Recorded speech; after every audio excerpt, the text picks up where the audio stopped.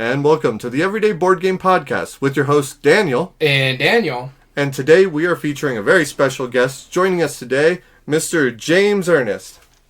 Hello. So, James, for those of you guys who listen to our podcast who are not familiar with James, oh hey Illuminous, one of our regulars. James has been one of the game designers that has been around, like, bringing the industry really to like what it's doing right now. You've been approaching game design and publishing in a slew of different ways that we're going to be talking about today. And personally, I think one of the more creative brains in the industry, like comes up with some remarkable ideas. I love your theming, by the way, like of most of your games. It's hilarious stuff. And yeah, you always come up with just some really cool ideas. So go ahead and tell the listeners a little bit about yourself. I'm James Ernest. I'm a game inventor. I started publishing my own games in 1996 as Cheap Ass Games, and before that I was a freelance designer and inventor and technical writer, mostly for Wizards of the Coast. So that was sort of my first exposure to the gaming industry, was watching Wizards explode with Magic the Gathering. I was a docent for their mailing list back when M2GL just needed a real live human to compile their digest, and I also volunteered to rewrite their rule book for the first time. So I've written the Magic rules several times, not the all-important first time, but several times after that. Oh, wow. I didn't know that backstory of it. So were you into Magic the Gathering before that? I'm assuming so, right? I was into Magic the Gathering before it existed. I was a backer and I was friends with the company, and so like I played it from the first, and it's so funny, like, nowadays to watch people experience their first CCGs. I got a friend who plays Lorcana, and she's telling me all this cool stuff that they're doing about ban cards and the restrictions and how the rules change and this and that and tournament formats, and I'm like, this is all so new to you, but it's old to me. I'm going to put that down as a note real quick, because I want to come back to like your thoughts as like collectible card games or living card games or whatever, expandable card games as a whole later on, because looking through your gameography, we found a number of games, like you've designed collectible card games and stuff. Yeah. No, I think it's a really compelling format. CCGs are cool because the trick of writing a good one is every card has to be useful. You know, some of them are sort of low-powered and generically useful, and some of them are high-powered and only in specific cases. And like that's a great design challenge to make none of the cards trash. Yeah. There are a whole bunch of other challenges involved in CCG creation that are way beyond me, like organized play and production. You know, things that someone else can worry about. But the very sort of core of the design challenge is something I've tried many times since I first worked on Magic. That's awesome. So, well, that's so. Before we get into anything else, do you have a favorite Magic the Gathering set? Set. Though I'd have to go back pretty far because I sort of stopped playing in like before the year 2000 when I wasn't working on it anymore. So, like, I was a big fan of the Dark and Homelands, like that sort of time period. Yeah. Way back. Yeah, I started in Mercadian Masks was when I started, so that was like probably right after you left. I think that those words make no sense to me. Yeah, fair enough. I think it was the first one after the Urza's block. The only set I have ever owned really is I have the Fallout set that they just recently released, the Commander decks. Yeah, that's fun. Yeah, it's a whole wild thing.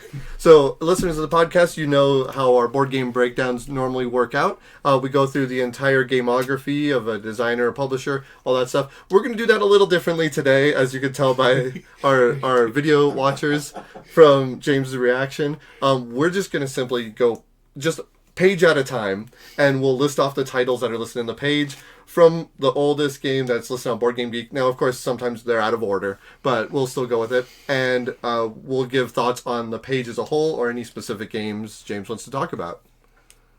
So, and if anyone would like a more thorough retrospective of the Cheap Ass period, there actually is a book, Cheap Ass Games in Black and White, which is a recap of pretty much every product that we did during that period. Oh, very cool. Oh, very cool. Yeah, that's actually one of my gaming goals this year is I want to read more board gaming books. So that's actually, what's it called again? It's called Cheap Ass Games in Black and White. It is a collection of every rule book and some sort of sample components from all the stuff that Cheap Ass Games made, with a lot of sort of superficial conversation about the design process and the history and everything. A broader version, I think, of what we're going to try and do tonight. That's awesome. Awesome. Cool. Brilliant. All right, so we're going to start with the first one that there's a couple that don't have dates on them and have very few ratings, so we'll skip those just for the time being. Oh, now I'm curious about those. They were Love and Marriage and Yenta is the two that. Nice. Those are in collections. They're Okay. I'm not even sure which collections they're in, but they're tiny little throwaway games. Yeah. Cool. All right. So we'll start. We'll run through these, and again, like I said, make note of any that you want to talk about, and we'll start with there was Give Me the Brain in 1996, then on to Biting Off Heads, Ben Hurt, Yeah. Before I Kill You, Mr. Spy, Right. XX Xenophile, The Very Clever Pipe Game, Kill Dr. Lucky, Yeah. Bleeding Sherwood, Word Works, Divide and Conquer, Spree, Huzzah. Yeah, those dates are weird. Well, Yeah. so I'll tell you, Too the shy. Xenophile trading card game was one of the first trading card games that I worked on, and the Xenophile was an adult property that Phil Folio was responsible for.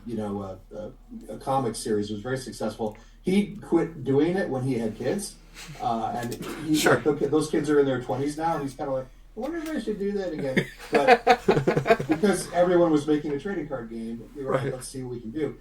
But, and this is something that I still think is wrong with CCGs, is they have a real sort of combat-focused core mechanic. Like, they're all about people summoning creatures that kill each other. And it's like, this is a game about adult entertainment. That is the last thing that I want it to be about. The first pitch that I did for the Xenophile trading card game was that both players were trying to build a birdhouse. It's a weekend, you've got nothing to do, and you're trying to build a birdhouse. And you're sending distractions over to the other player's house to keep them from getting the job done, which I thought was hilarious. Yeah. But I couldn't make a 300 card set out of it. And then the next mechanic that we did kind of come up with was more like a puzzle game. It was, this was when Tetris was fairly new. And the cards are played in a big circle together, and they all sort of flop around and have fun together. And if they have enough fun, you get points. And that's like, okay, that feels like the IP. That feels like doing the homework. So, we had a discussion about it when I saw the title. I was like, I don't know if you're gonna want to talk about it or not. So it's like, all right, so we'll just briefly gloss over. But I'm glad you brought it up because now I do have questions. Oh, right. Was the theme brought to you at first, or was it discussed? Like, was it planning on being like this theme, like an adult absolutely, theme? yeah. From the start, it was like, I don't want to do a combat-based mechanic for an adult comic book. I want to do something that's, for one thing, we each contribute 6 cards, and every time you take a card out on the board, you put another one in the board, and we're just swapping ownership of all of these cards. It's not like playing for ante. It's like playing for ante to the extreme, Right. because everything you pick up, you get to keep. And so our joke was, if you play Xenophile, you play it with everyone who's ever played with the person you're playing with. And this was really left a bad taste in the mouth for people who were trying to give us money, because they were like, they had it in their heads that CCGs had to have rare cards. That's how they make money. Right. I was like, if you have rare cards, people will not play the game the way we want them to, because you're Right. supposed to, everything is supposed to be in flux. Yeah. Yeah, like it's a trading card game to its fullest, like because you're literally Absolutely, yeah. Wow. I would build a deck out of my extras, obviously, but if you have a great card you want to play with, it's going to be in there, and it's going to be at risk. And of course, there's plenty of plays not to play for ante. We can all play with one player's cards. And eventually that game mechanic did turn into the Girl Genius The Works card game. So that game, especially the newer version of The Works, is a much better interpretation of the same idiom, but with a lot of the details taken out, because it doesn't have to be a trading card game. So there are card types and functionality and stuff that made that card set broader that are not really necessary for a standalone game. But the core mechanic is still the same, and I still really enjoy it. That's awesome. Do you want to finish off our list? The one I wanted to go to back real quick is the more popular one that I'm very familiar with is Kill Dr. Lucky, where it's basically the reverse of Clue and stuff like that. Yeah. So, where did you come up with that kind of concept for it? Or So, Kill Dr. Lucky just came to me as a name, and we do make a lot of references to Clue sort of sideways in the marketing of it, but it's really a reference. The game is really a reference to the murder mystery genre as a whole. And when I was in college many years before this, I wrote a lot of short stories. In my downtime, I would go to the computer lab and spit out a page because I was pissed off, and I made a lot of pages. And one of those short stories was called "The Butler Wore Black," and it started with the detective is in the picture already for some reason, and every suspect is gathered in the drawing room. The detective goes around and accuses everybody and tells them, "This is why you want to kill the old man, and this is why you want to do it." The old man's still alive, right? But he's hearing why everybody in the room wants to kill him. And then the lights go out, and everyone like conspires to kill him in like 10 seconds. And light comes up, and there's a gallows built in the center of the drawing room, and he's just hanging there. So, like that was the idea, was, murder by death, or the Clue movie, or whatever your touch point is for that kind of comedy. Like, clearly, it's not a mystery unless everybody wants to kill him. So the real question just is who did it. And the name Kill Dr. Lucky just dropped into my head while I was driving across town. And I said, that's it. His name is Dr. Lucky. Everyone tries to kill him through the whole game. He makes hilarious escapes, and that is it. And, at 3 weeks later, we had a pretty good playable game. And I thought about pitching it to the game industry. I did pitch it to the game industry a little bit. But I had seen, in my time at Wizards, I'd seen how hard it was, even for established designers, to get any kind of traction with their products, and I knew that my game and the other ones that I was working on would sort of just get digested and spat out again and probably not published. And after a while of banging my head against that, I was like, I know how to print things. I've already made a book. I've made comic books. I know how to do things like on the cheap. Let's start laser printing these board games and see where it goes. So that was Dr. Lucky was #1 in the cheap ass catalog. I didn't realize it was the very first one. That's awesome. I have a whole blank. Well, I had about a slate of about a half dozen games that I thought were good enough to be in that catalog, and so from that slate, Kill Dr. Lucky was the standout best one, and so we said this will be our flagship for as long as it is still the best, and that's why we launched with it. And I did enjoy that game because of that tongue-in-cheek humor, and it did when we were playing it, we made reference to the Clue movie with Tim Curry, so. Yeah, you cut out a bit. What was the reference? To Tim Curry's in the Clue movie. I don't remember specifically which one that is. Kill Dr. Lucky. When we were playing it, we were making reference to those stuff you get from that movie. They're absolutely related. Yeah. That's probably, I would say, if not the first, one of the first games that I had played of your publishing from Cheap Ass, and still to this day, I demo it every once in a while at our store, and just for the humor alone, like, it really does a great job of leading people to, like, come up with the absurd, like, it's not a storytelling game, but it brings out storytelling more than a lot of games we play. We talked about that during the development of that project, was sort of optional role-playing, optional storytelling. We don't want to tell people that's what they're here to do, but we want to give them permission to do it. I think that's kind of the best way to stir up new stories, because you can't tell the same joke over and over again. You have to give people the tools to bring their own. Yeah, absolutely. And I appreciate that, because, like, storytelling games I'm not good at it, and when somebody tells me, hey, this is a storytelling game, I'm like, okay, cool, have a good day, and normally lead the way. And you feel like you're on the spot, and you're going to get judged for how well you do it. Whereas when I play a game, I want to sit around and I want to bullshit with my friends. And the lightweight games, like the ones I prefer, give me time and permission and headspace to do that. I don't want to spend 90 minutes with my nose in a rule book. I want to, like, learn the rules in 5 minutes and then just, like, start having fun.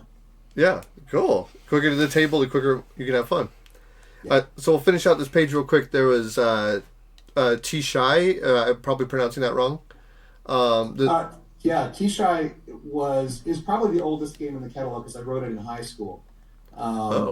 It was a chess variant that was the centerpiece in a fantasy novel, and I didn't finish the novel, but I did finish the game, and that was clearly predictive of my eventual career. But I wrote the rules for it. I wrote the history of the game. I play tested it with friends. Like, I got really under the skin of this game, and I put it in the Cheap Ass catalog sort of so that it would exist, basically, like to put a little bookmark on the backstory, which I've never developed since then. But it was an interesting corollary when I wound up writing TAC with Patrick Rothfuss, because that is another game that is a centerpiece in a book, where in this case he had sort of a description of it in the book but no real idea how it worked, and I said, I think I know how to do this.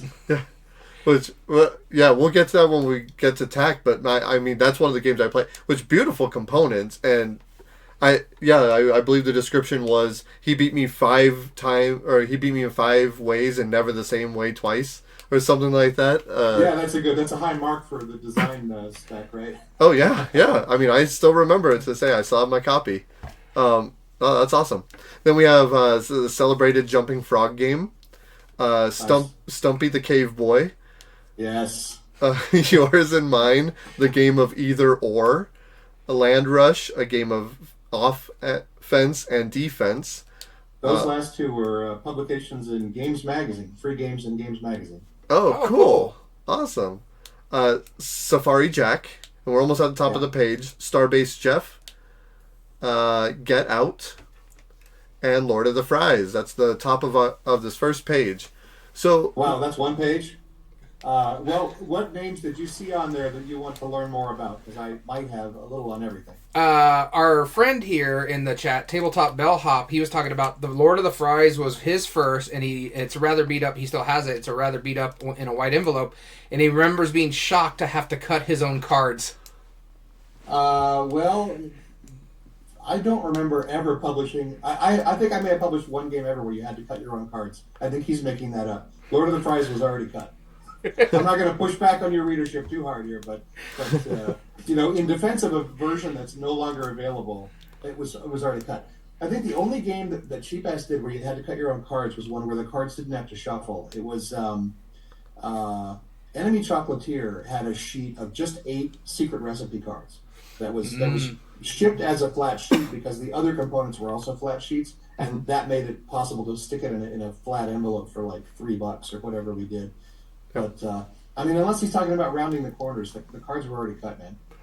Oh, okay. So, tell us about Lord of the Fries, because that was actually one of the first ones we started showing off at the store when I believe you reprinted it. So, I went to my first hobby game convention as Cheap Ass Games in late '96. I think it was called Slugfest or Slugathon or something in Northern California.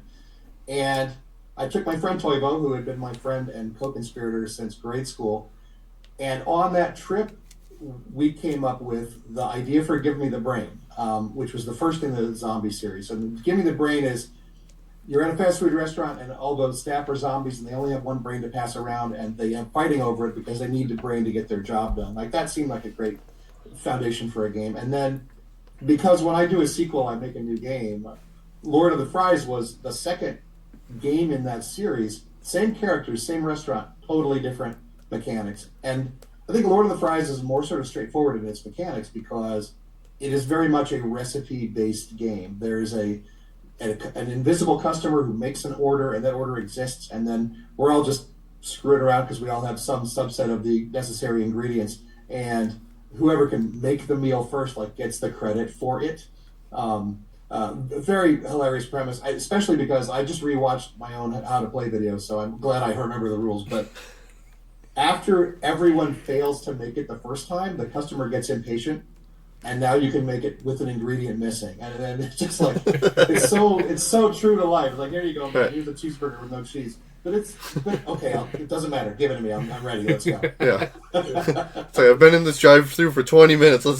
I'm getting hangry. Yeah. Right. Exactly. The line's kind of backing up here. Let's get going.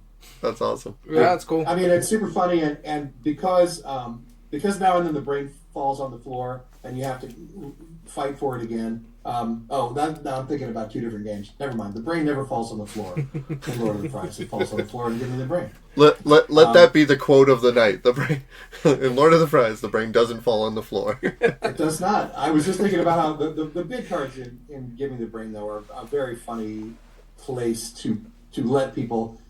We found, I think, early in Cheap Ass Games that there's jokes on cards that get read, and there's jokes on cards that don't get read, and it has a lot to do with when those cards get played. So we had a game called Bleeding Sherwood, which failed for all kinds of reasons, but one of them was people didn't read the jokes because they were bidding with these number cards, and the bidding was really fast. So you would play a card and say 7, and you would never read the funny text at the bottom of it. But in Give Me the Brain, picking up the brain is such a rare occurrence that when we do it, we have the time to slow down and read the cards while we play them, and then those cards get read, and then the funny sort of comes out. That's fantastic. Do you aim to add humor into your games, like, or at least through of course. I mean, I like, first of all, Cheap Ass Games specifically was built on the notion of hooks. I want to get someone to commit to reading the back of the box with a picture and a name that's funny on the front. And it's easier if it's funny. I can't make as much headway with something that's sort of dry. I'm not going to pitch a game based on its mechanics because I think game mechanics are stupid. They're a way to get to the fun, but they are not themselves the fun. I think what we're pretending to do is fun, and so if it can be funny, then okay, that's easier for me to write. It's easier for me to get you to pick up the box and turn it over and commit that first 5 seconds to learning what you're going to do. So yeah, it's got to be funny at the front, but it's also going to be funny throughout because that's like, now I promised you that, right? Now that's what we're going to do. That was the goal. Awesome. Yeah, no, and then they were making mention of Games Magazine, and you were saying you published some games for that magazine. What was that like, and what was the thought process on that? Well, I mean, I was just trying to get work, and at the time, Games was paying something like, I think they were paying me like $100 a page or something like that, which I wasn't aware of until I sent them a game that was shorter than usual, and they paid me half as much. And I was like, this game is just as good as the other ones. And they're like, well, it only takes up 1 page, so sorry. Really? I'll make the rules longer next time. I feel like a lot of designers are working under those restrictions nowadays. Like, this game has 1,000 components, and that's why I'm getting paid. Right. But yeah, so for the period when Games was actually publishing games, like most of what they published were puzzles, games with a lowercase g. But they did have some fully functional, like, get out a deck of cards and do this. I think I probably sold 4 or 5 games to them during that period. Some of them have kind of wonky names, like I think Yours or Mine used to be called Eureka, but they were like, well, we have a section called Eureka, so we can't call it that, so let's come up with a worse name. That's cool. That's fine. That's what working with publishers is like. Yeah. I was just telling him I know that all too well because I work with publishers. I'm starting. Oh, I've done game design for a while, but now I'm starting to get published. And yeah, there's a lot of liberty taken when you don't have the whole control over it, right? Sometimes frustrating to be an expert at things because it turns out nobody cares. And so, like, I will road test a game design and its name and its theme for like a year and give it to a publisher who's like, well, we already have a game kind of like that, so let's change it at this meeting. And it's like, you guys, I'm going to have to take that out and workshop for another year, or else it's not going to be as good as what I just brought you. So yeah, it's super frustrating. Yeah. We're going to get into the next page now. Daniel will list them off. Here we go.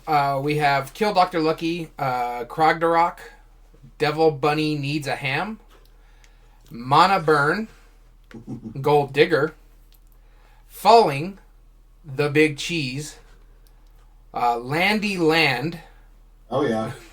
Brain Baseball, Crash, El Paso, Buttonman, Brawl, Deadwood Studios USA, Fight City, Parts Unknown, Renfield, Change, Escape from Elba, Lamarckian Poker, Go ahead. Oh, I'm sorry. There's a lot of good stuff on that list. I don't want to interrupt you, but yeah, we'll rewind it. Yeah, and go there's back some stuff you want to go back to say so, but I have a lot of good stories there. All right, we'll move back a little bit. The one we kind of want to talk about because it's a little close to home for us. We're right down the road from it. Is El Paso.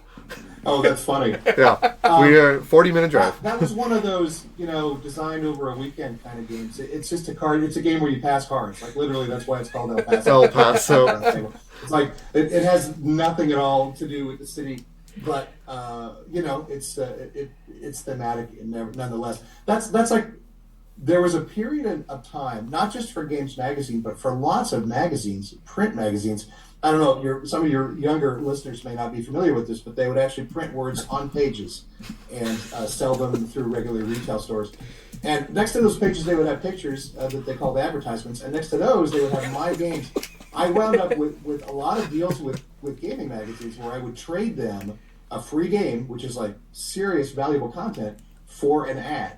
And what that really meant was I got 2 ads, right? Because the free game is clearly an ad for me, and then so is the full page that they give me for whatever I want. So a lot of that stuff wound up in this sort of hopper of, okay, well, I just wrote a game that fits on a page in Game Trade magazine. Now what am I going to do with it? and I wound up collecting a lot of those in the Chief Herman's packs. And I don't know if Chief Herman's Holiday Fun Pack is going to show up as a line item in the list you're looking at, but a lot of the names that are falling out of that list are found in those compilations. Okay. Anything you want to take a look at? Yeah, go down the bottom real quick. Let me double check. Oh yeah, go up. So Falling I'm familiar with. I own a copy of Falling.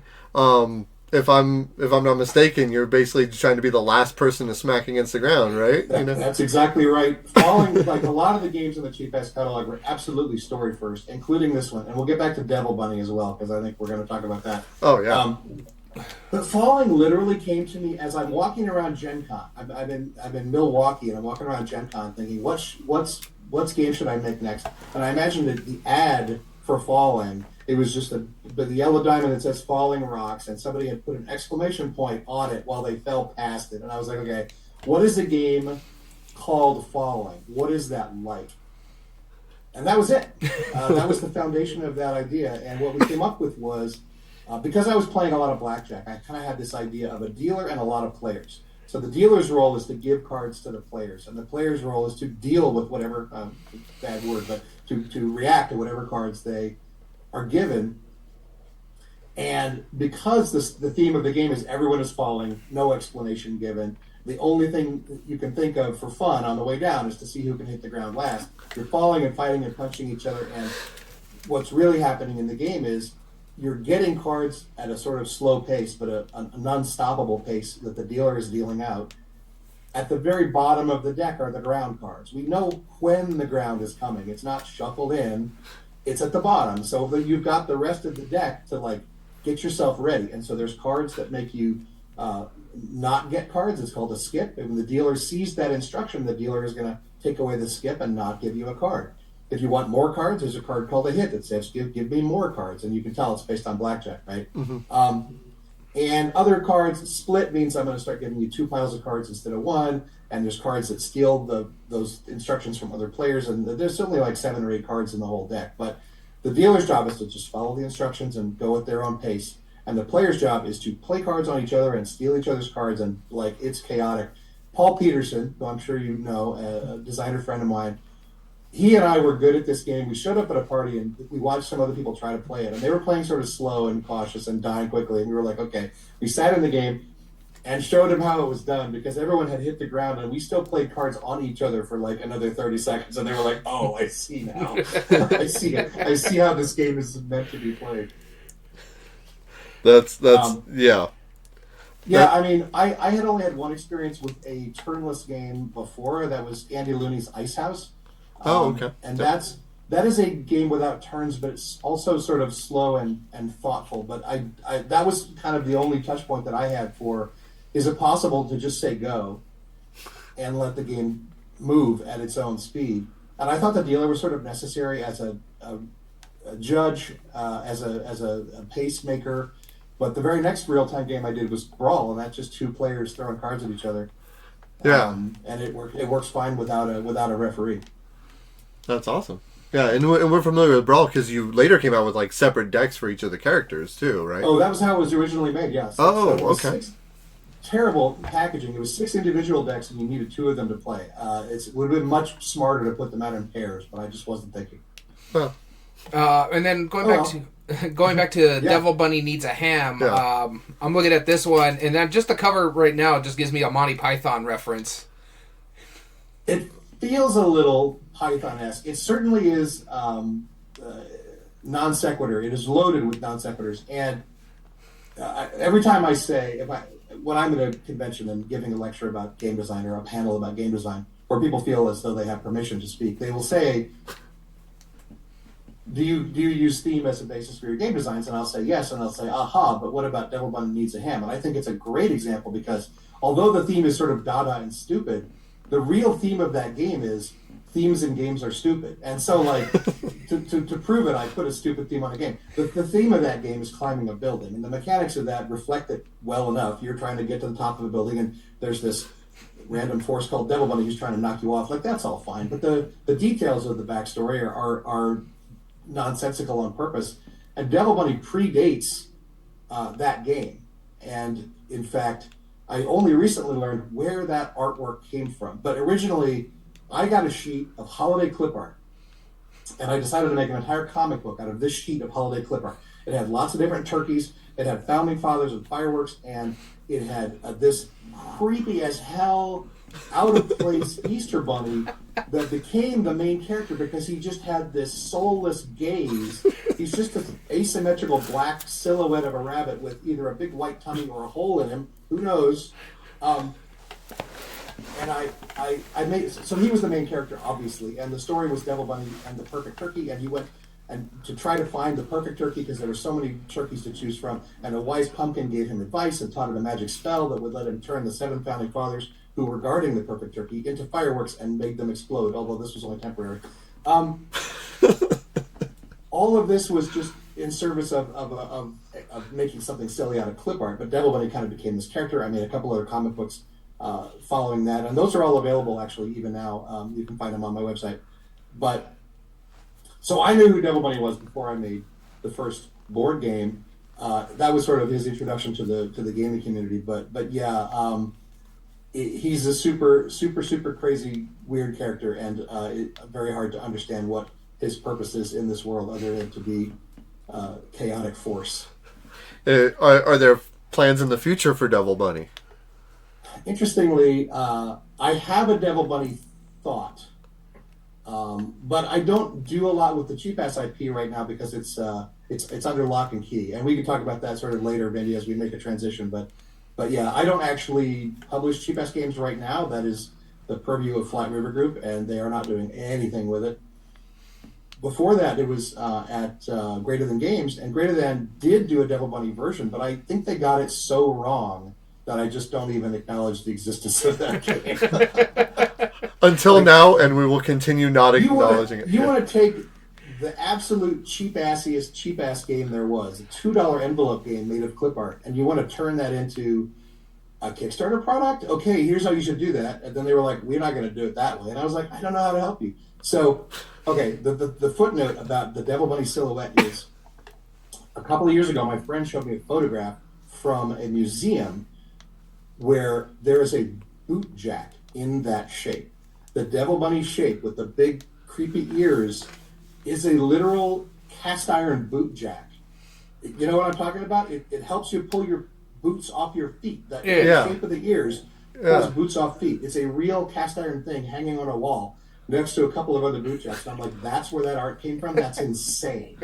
But yeah, I only just learned that a couple of years ago. So listeners of the podcast, if you find one of those, we'll contact us. We'll get it to James somehow. Oh, absolutely. I need one on my wall. I'll start wearing boots to commemorate it. All right, the next thing we wanted to talk about is Deadwood Studios USA. Oh yeah. So that's another game that started with the Notion and turned into a game. And the notion for that one was you're all terrible actors, and you're running around the Western backlot trying to get work. And so you're just going from set to set, doing line after line. And of course, the lines are hilarious because that's where we can stick the funny in that game. But Deadwood actually got a really nice facelift around 2011 or 2012 when I was starting to do the George Lucas thing and go back over my old material and say, how can I make this better? I put Deadwood back on the front burner and said, okay, there are things about this game that are not working. My understanding of how to use randomness in games is much better now than it was back in 2000 or 1997 or 8 or whenever that game came out. And so we did a rebuild, and I put it up on the Cheap Ass website, and eventually that was the second game that we kickstarted when we sort of got into that phase. Here's a pretty new version of an old mechanic that's quite a bit improved. Dr. Lucky went through a similar improvement. There were some pretty serious holes in that game, and honestly, as long as it sold, we never really messed with it. That was kind of how we felt about a lot of those early Cheap Ass products was, we felt chagrined about games that were good that nobody bought, and we tried sometimes to fix those, but if people were buying the games, we didn't go back to the drawing board. We were just like, well, it's, we're here to sell games, and they're selling, so let's just do that. Yeah. But then, so the end of that story is, I think the new version of Deadwood is nicely tight, and I even talk about it in design lectures about when you're going to make people when there's a part of the game that could screw you with a bad dice roll, you need to give people options to enlist in that crazy train or to step away from it. There should be a sort of guaranteed, slow pace, conservatively approach that'll get you enough points if you just do it. And another crazy approach that is wild and might make you the winner or might make you the loser, but like you have to opt into that. Otherwise, you're sort of a hostage of the game, and the game decides who wins. And the newer version of Deadwood sort of makes that choice more explicit. Perfect. Yeah, and I proudly own both versions: the envelope, and the remake. Nice. So very good. All right, is this where we left off? Mm-hmm. Sorry.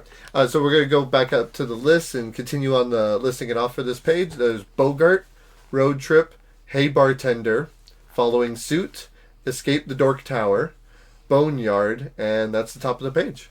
Yeah, those are all games out of the compilations. But I will go back to Buttonman. I'll tell you where that came from. Yeah, Buttonman, yeah.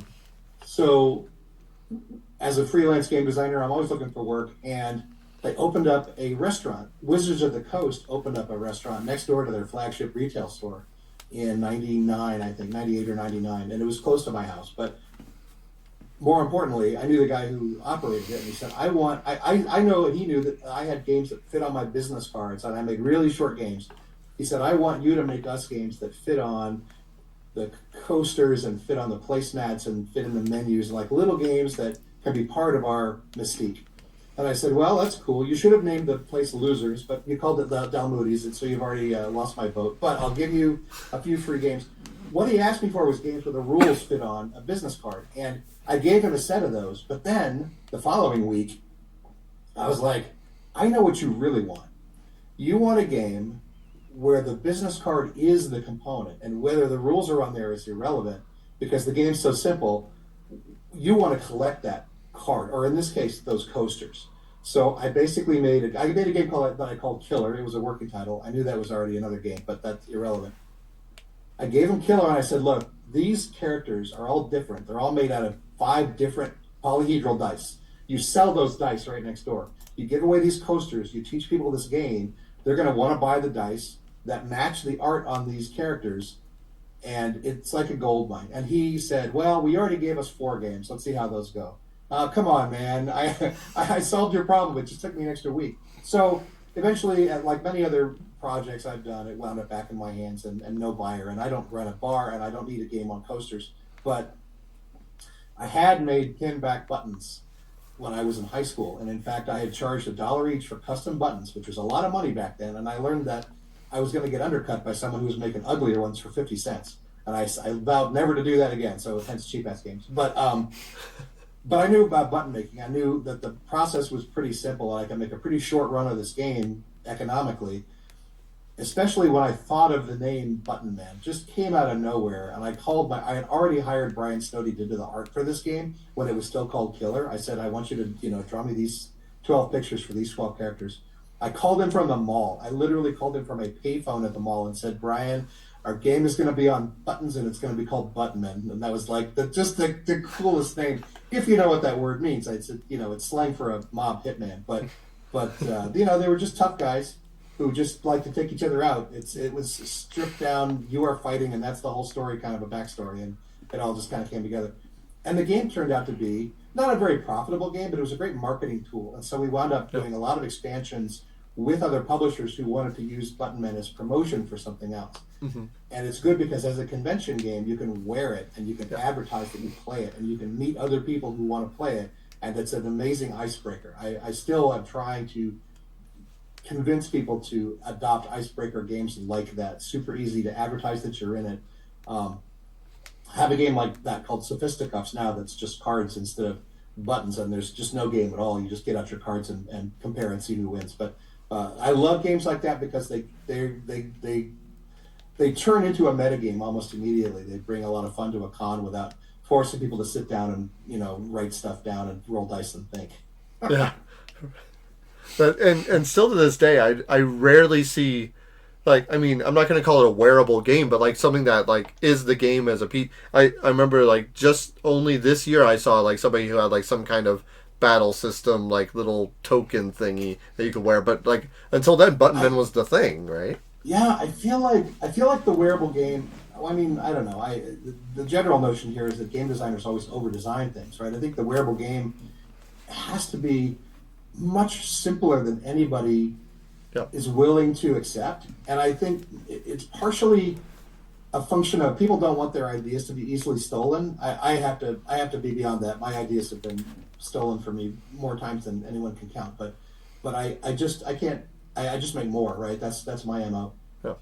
People are afraid to make a game that someone else can easily rip off, and so they don't make a game that's simple enough to actually catch on. That's a. Do you give that advice in your game design I lectures? As try. well? I try. Because I mean, yeah, part of it is just giving it a go. You know, if you're too afraid to fail, then you fail all the time if you don't try, right? You miss all the shots you don't take. That's right. Yep, that's right. All right. All right, the next set of games we have here is The Big Idea, Save Dr. Lucky, Chief Herman's Holiday Fun Pack, There it is. Good. Great Brain Robbery, Looney Tunes Trading Card Game, Vegas, Flip, Another Day, Another Dollar Kung Fu, Another Day, Another Dollar Space. You got musicals, horror, so a big Those are grouping of Deadwood those. expansion packs, actually. Oh, okay. okay. Yeah. Go ahead. Well, they're listed by the title "Another Day, Another Dollar," which was like their subtitle, I think. But like they were literally 10 cards, which is one day in Deadwood, and they were priced at $1. So I mean, I'm pretty proud of that name. That's a great name. Fight the Power, Dog Flight, Spots, The Lost Pueblo of Dr. Green, Colossus, Abandoned Ships, Graveyard Shift, Dead and Breakfast, Last Man Standing, Big Dumb 5, Candy, Galaxy, Strange Words, and The Con Game. Every single, well, no, with a couple of exceptions, those are all games in the collection. Those are all Chief Herman's games. That's why they're in that tranche there, because I think those are being sorted by date. So the Con Game was another one of our experience games, kind of like Button Men, but the way we ran it out of our booth at like Origins Gen Con, we'd have the Chief come to the Chief S booth and sign in for the game. I think you would wear a sticker or something to say that you were playing in the game, but we gave people 10 blank index cards and said, you're going to number these 1 through 10, you're going to write rock or paper or scissors on these cards, and then you're going to challenge other people who are in the game play a card, and if it's tied, the high number is going to win. And then you have to sign and personalize all the cards that you lose. That's why it was on index cards. It just had room for tracking and personalization. And the high score was how many people's signatures could you collect in the course of a weekend. But like Sophisticups, it was just a, show your card and win kind of a game. There wasn't any more game to it than that. It was all about the metagame. And we had great fun. I don't know if I still have it, but I had a rock personalized by John Kowalik that was a real treasure from an episode of the Con Game. Oh, that's awesome. I mean, John Kowalik is a lovely gentleman. I met him once before, and he's a fun guy to talk to. Absolutely. We loved having him in the game, too. Yeah. All right. So we'll go on to the next page, unless there was any other titles you wanted to talk about on that one. I don't remember which one of those wasn't in the compilation. Was it Save Dr. Lucky, maybe? Sure, for sure, Save Dr. Lucky. That was, we were attempting to grow the brand, and we came up with a sort of convoluted plot for how you're all on a sinking ship with Dr. Lucky, and so you want to be seen saving his life before you all go down with the ship. And, it's actually a better mechanic than the original Kill Dr. Lucky, but it's a less fun idea. Nobody wants to save Dr. Lucky. That's not what he's for. Oh, okay. There was one I did actually want to ask about that I just remembered was the Looney Tunes trading card game. Oh, that's right. Yeah, that was a thing. So that was an interesting work for hire situation. Wizards needed help, and they came to me with that product, and I wrote them kind of a stripped down trick taking game that used Looney Tunes characters, and it was aimed at the original stated audience. It was aimed at like 8 to 12-year-old players. Mm-hmm. With winks to grown-ups, because grown-ups actually remember Looney Tunes, and even at that point, the younger players kind of didn't. After they got that design from me, they decided that their target age was 6, and they decided to just sort of eviscerate the rule book. They took out about half the rules. They gave it to one of their other designers, and I am not at all proud of the result. On the other hand, they also reused the mechanic for the Simpsons trading card game and didn't pay me for it. So there's all kinds of hell going down with that game. Oh, wow. So, I mean, because that'll be coming up in one of the future pages, but I did see the Simpsons card game, and so at least they gave you... I'm surprised that I even have credit, but I certainly didn't get anything but that. That's a shame. Well, we'll set up a petition. You know? That's the business, man. I swear. If I had a petition for every game that's been ripped off, I would have a lot of paper. A lot of paper, that's right. All right, the next page. Here we go. This is Witch Trial, Girl Genius the Works, Unexploded Cow, Devil Bunny Hates the Earth. There's the Devil Bunny again. Yes, he is. U.S. Patent Number 1, Nexus, Penniless and Insane, Camden, Save Dr. Lucky on Moon Base Copernicus, Captain Park's Imaginary Polar Expedition, Diceland, Deep White Sea, Cube Farm, Freeloader, Fight Ball, Tom, The Origins Metagame, Queensland, Paradise Cab, Nikki's Castle, Diceland Horse Promo Die, Lightspeed. Is that the first mention of Diceland? No, there was one a little bit earlier, I think. Yeah. Okay. Lightspeed, Steam Tunnel, Diceland Space, Diceland Ogre, Timeline, and One False Step for Mankind. What a list. I don't even know where to start. This is like a 2-year segment. Like I'll tell you, that's great. Lightspeed is a pretty well-known game, and even shortly after it came out, I had designed all but 2 of the games in the cheap-ass catalog, and one of them was Tom Jolly's Lightspeed. He sent me a game, pretty much the same game, except it wasn't real-time. Mm-hmm. And the way that game works is when you're all done, you look at the whole table and you see where all the spaceships are shooting, and you sort of fire them off in order, and you see which ones of them made the best shots and got the most points. But if you're taking your turns and all the time is required to play that game, at least in the turn-based version, you had to sort of solve the game every time you played a card. It just got geometrically harder turn by turn. I said, I know the answer to this. Turn the turns off, right? And so it turned into a really fun game. Like, you only have to solve it once, thank God. And in the meantime, you have like 30 seconds to get your cards out, or you're done. So if Tom sent me a prototype on a round of cards, and I said, well, we're cheap-ass games, and so that would require a special cutting die. We're going to make them on square cards, if that's okay. And he's like, octagons would be okay. And I'm like, no, Tom, only squares. We only do squares here. That's great. It is. People would come up to me and say, listen, I really love your game designs, especially Lightspeed. And I would say, you know what? It turns out that's one of the only 2 games in the cheap-ass catalog that I didn't actually originate. And they would say, well, let's see, I also love Starbase Jeff, which of course was the other one. Wow, yeah, if I'm not mistaken, that was later reprinted as Stellar Conflict. Lightspeed is Stellar Conflict. We played there's that also one. a newer version of Lightspeed. They just kickstarted it last year, where they have an app that can read the cards and play the solution after you play the game. So you still play the game with real cards, but then you aim your phone at it and it says, here's what happened. It's amazing. Oh, yeah. That's amazing that I can. I've always appreciated when the app can score it for you instead of... I don't want to play the game on the phone, but just having it give me the score is great. Yeah. It's fantastic. All right. Was there any others before we move on to the next page that you can think of? So many good ones. How about Diceland? I don't know. Oh, yeah, let's talk about Diceland, because you went over a previous version of Diceland. Dogfight was the first version of that.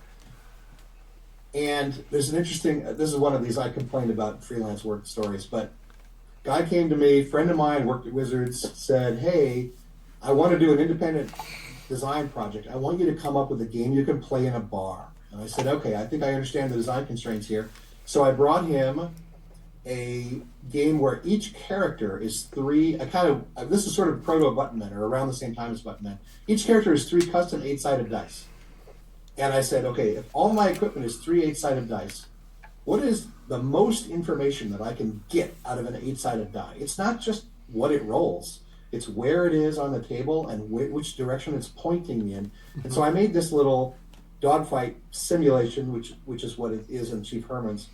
where the dice land is important. You can hit other people's dice with the dice you throw, and they fire in order, kind of like they do in Lightspeed. Only this was before Lightspeed, and everything about the die, where it is on the table, and who it belongs to, and what order it shoots in. They're all relevant to how this game is executed. And with each character having a different set of 8-sided dice, that's like a custom job, but they'd all have a different color and sort of different strengths and weaknesses and stuff that those dice did. So the following week, I went back to my friend and I said, I gave him that pitch, and he said, well, yeah, this isn't really what I had in mind. I guess I wanted more of a game about owning a bar. Everybody wants to own a bar. In fact, that's what I want. I want to own a bar. And then he left and tried to own a bar. Like, okay, now I have a custom 8-sided die game, but I have no idea what to do it. And because I'm Cheap Ass Games, I kind of sit on it for a few years until I figure out, well, I pitch it to, of all people, someone who was doing a McDonald's Happy Meal. I said, hey, what if the die was die cut out of the box itself? It wouldn't even be an insert. It would just be part of the box. You could fold it up out of cardboard, and then it would solve my big problem of printing information on the dice. If the die is molded, you can only make it do so much. If you remember Dragon Dice, yep, there were all kinds of different symbols molded into those faces, sometimes different shapes for the same symbol for different clans, and it's like really hard to read. And I said, if I have to mold dice, I'm limited, but if I can print on cardboard, if I can make a 2-inch paper die, I can put artwork on the thing. I could have numbers and names and this and that and all kinds of stuff. Well, Happy Meal didn't want that, but I thought it was a great idea. And so, okay, I went back into the paper engineering mode, and that's kind of where Diceland came from. And for another year, we developed the game. When a die gets shot, it takes damage, and you sort of push on a corner that moves it to a weaker side. And so it sort of tracks its own health as it's taking damage until it's finally on its last side and gets shot out of play. All of this is kind of like a miniatures game, but it also has a dexterity component because you throw these dice into play to put them where you want them and to hit the other dice that you want to disrupt as you sort of play the game. So it should appeal to the union of people who like dexterity games and people who like miniatures games. This is what all designers think. The reality is it appeals to the intersection of those groups. People who like darts and Warhammer 40K love Diceland. That is 6 people, including myself and one blue man, and everybody else is not interested. It's too bad because I love that game. Like the dexterity component combined with the miniatures game, I think is super fun. People who play miniatures games kind of don't want to manipulate objects in the real world in any way, especially if they have to throw them accurately, right? Right. They want their miniatures and their dice separate, not as one. That's over here. Right. I think people also push back on Diceland because it was made of cardboard, and so they thought they were going to sit on it and break it. And I feel like if they had liked the game, they would have found a way around that. I carried mine in a box. It was pretty easy. I tried really hard to come up with an engineering solution where you could flatten the dice to transport them, but I wanted them to be sturdy and I wanted them to be balanced, and the flattening had to go away. Yeah, well, I mean, if it's printed on cardboard, so yeah, if you sit on it, just get another one. It's not. Also, get another one, yeah. Yeah, also, I was even pointing people at and selling sort of sturdy boxes that were just the right size for these things. They weren't any more fragile than minis. They just weren't as cool. So that's true. Yeah. All right, ready for the next page? Oh, sure. All right, here we go. Deadwood on location. Some more Diceland. This one is Extra Space. Chief Herman's Next Big Thing. Punch Card Wasted Lands. Caribbean Star. Dork Wondering. Land Grab. Herman's Castle. Jacob Marley Esquire. Pirates of the Spanish Main. American Idol Collectible Card Game. One False Step Home. Fightopia. Dungeonville. The Big Idea More Cards. Punch Card Spy Game. Diceland Dragons. Diceland Cyborg. Secret Tijuana Deathmatch. Captain Treasure Boots. Diceland Penny Arcade. Dealer's Choice, the complete handbook of Saturday Night Poker. Punch Cards Great Brain Robbery. And Dr. Lucky Ambience Pack. Or Ambivalence Pack. Ambivalence. Ambivalence. There we go. If you can't decide whether you want to save him or kill him, we have an expansion for both. There's a couple of good roadblocks on that little trip. So we could talk about Pirates of the Spanish Main. That's probably one of my better known, better selling games. I was at Gen Con on a panel with Jordan Weissman at WizKids, and he got an inkling. He was like, "Wait, you do freelance game design?" And I'm like, "Yes, please, give me a job." So, polystyrene models were very popular at the time. Like the I forget the brand now because it's been a long time, but this brand of little models that you punch out of credit cards basically and stick together had just sort of Z cards is what the US brand was. Just sort of materialized over the last couple of years, and of course, every game designer looked at that toy and said there needs to be a game made out of this. There was later a lawsuit about someone who thought that and decided to try to patent it, even though it was the most obvious idea and people had already done it.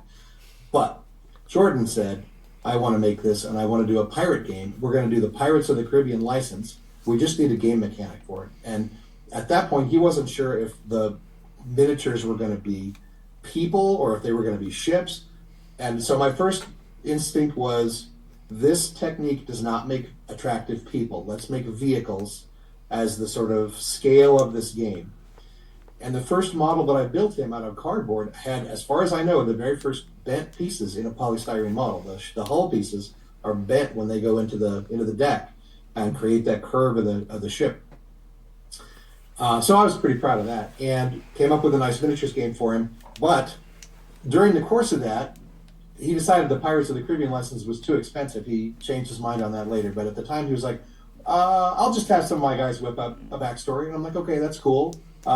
Just let me know what that's going to be. And pretty soon he was like, hey, why don't you whip up that backstory? And I was like, does this pay more? He's like, oh no, quite the opposite.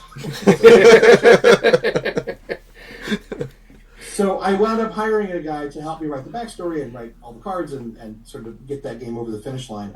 It was a very successful product. It was, I think, it was Topps best-selling SKU in Target for a period. Had a lot of expansions, and our deal with Jordan was, he said, "Look, I can pay you X dollars to write every expansion, or X over $3 to let us do it." And at the time, I was like, I think the ratio is better if I do no work for money. So let's just write them yourself and send me the money. That's fine. So they did not give me a royalty on that deal though. They gave me a fixed rate for every expansion. So like every time they popped out an expansion, I got one check. Oh, interesting. Okay. Well, I don't know if that's beneficial. I mean, of course, there's a lot of ways they could have approached it. Benefits them. You know how publishers are. Yeah. You've worked with them. That's very true. So you said that like the mold with the foam, was that like where it's like partially cut and that's how they were able to curve it? Think of a credit card that's got the big die cut. It punches out into little flat pieces and then they stick together, like this to form a model. But yeah, bending those plastic pieces was yet unheard of as far as I know. That's cool. Awesome. The one I wanted to mention because the name caught me is the Jacob Marley Esquire. Is that based off Dickens? Absolutely, yeah. Thank God I finally found an IP in the public domain, right? We should go all the way back to the spy game for that story.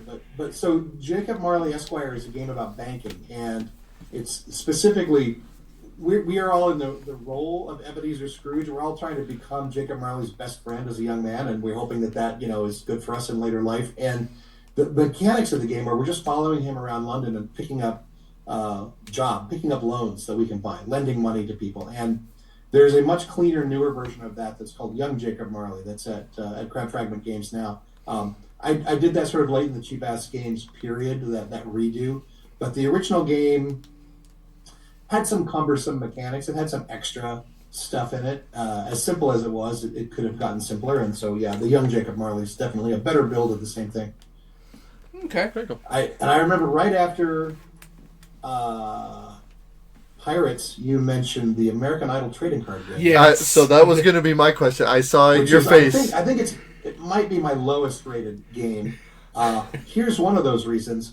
The game they ordered from me wasn't a collectible card game by any sense of the imagination. It was a straight up card game, and it wasn't marketed as a CCG. It was labeled a CCG, but it wasn't constructed as a CCG. It was straight up in a flat pack box. But the publishers of that game decided that adding collectible to the title would get them a lot more pre-sales, and they were right. but it was not collectible in any other sense than you could buy more than one copy.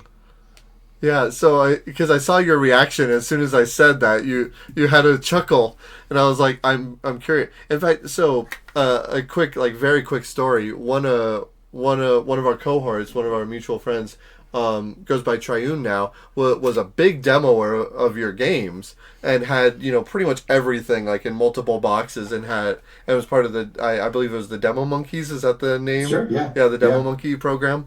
And so they promoted every game. And I remember finding a copy of the American Idol trading card game at a thrift store once, and I was like, "That's funny." And I saw your name on it. I'm like, "Well, I got to give this to to my friend here."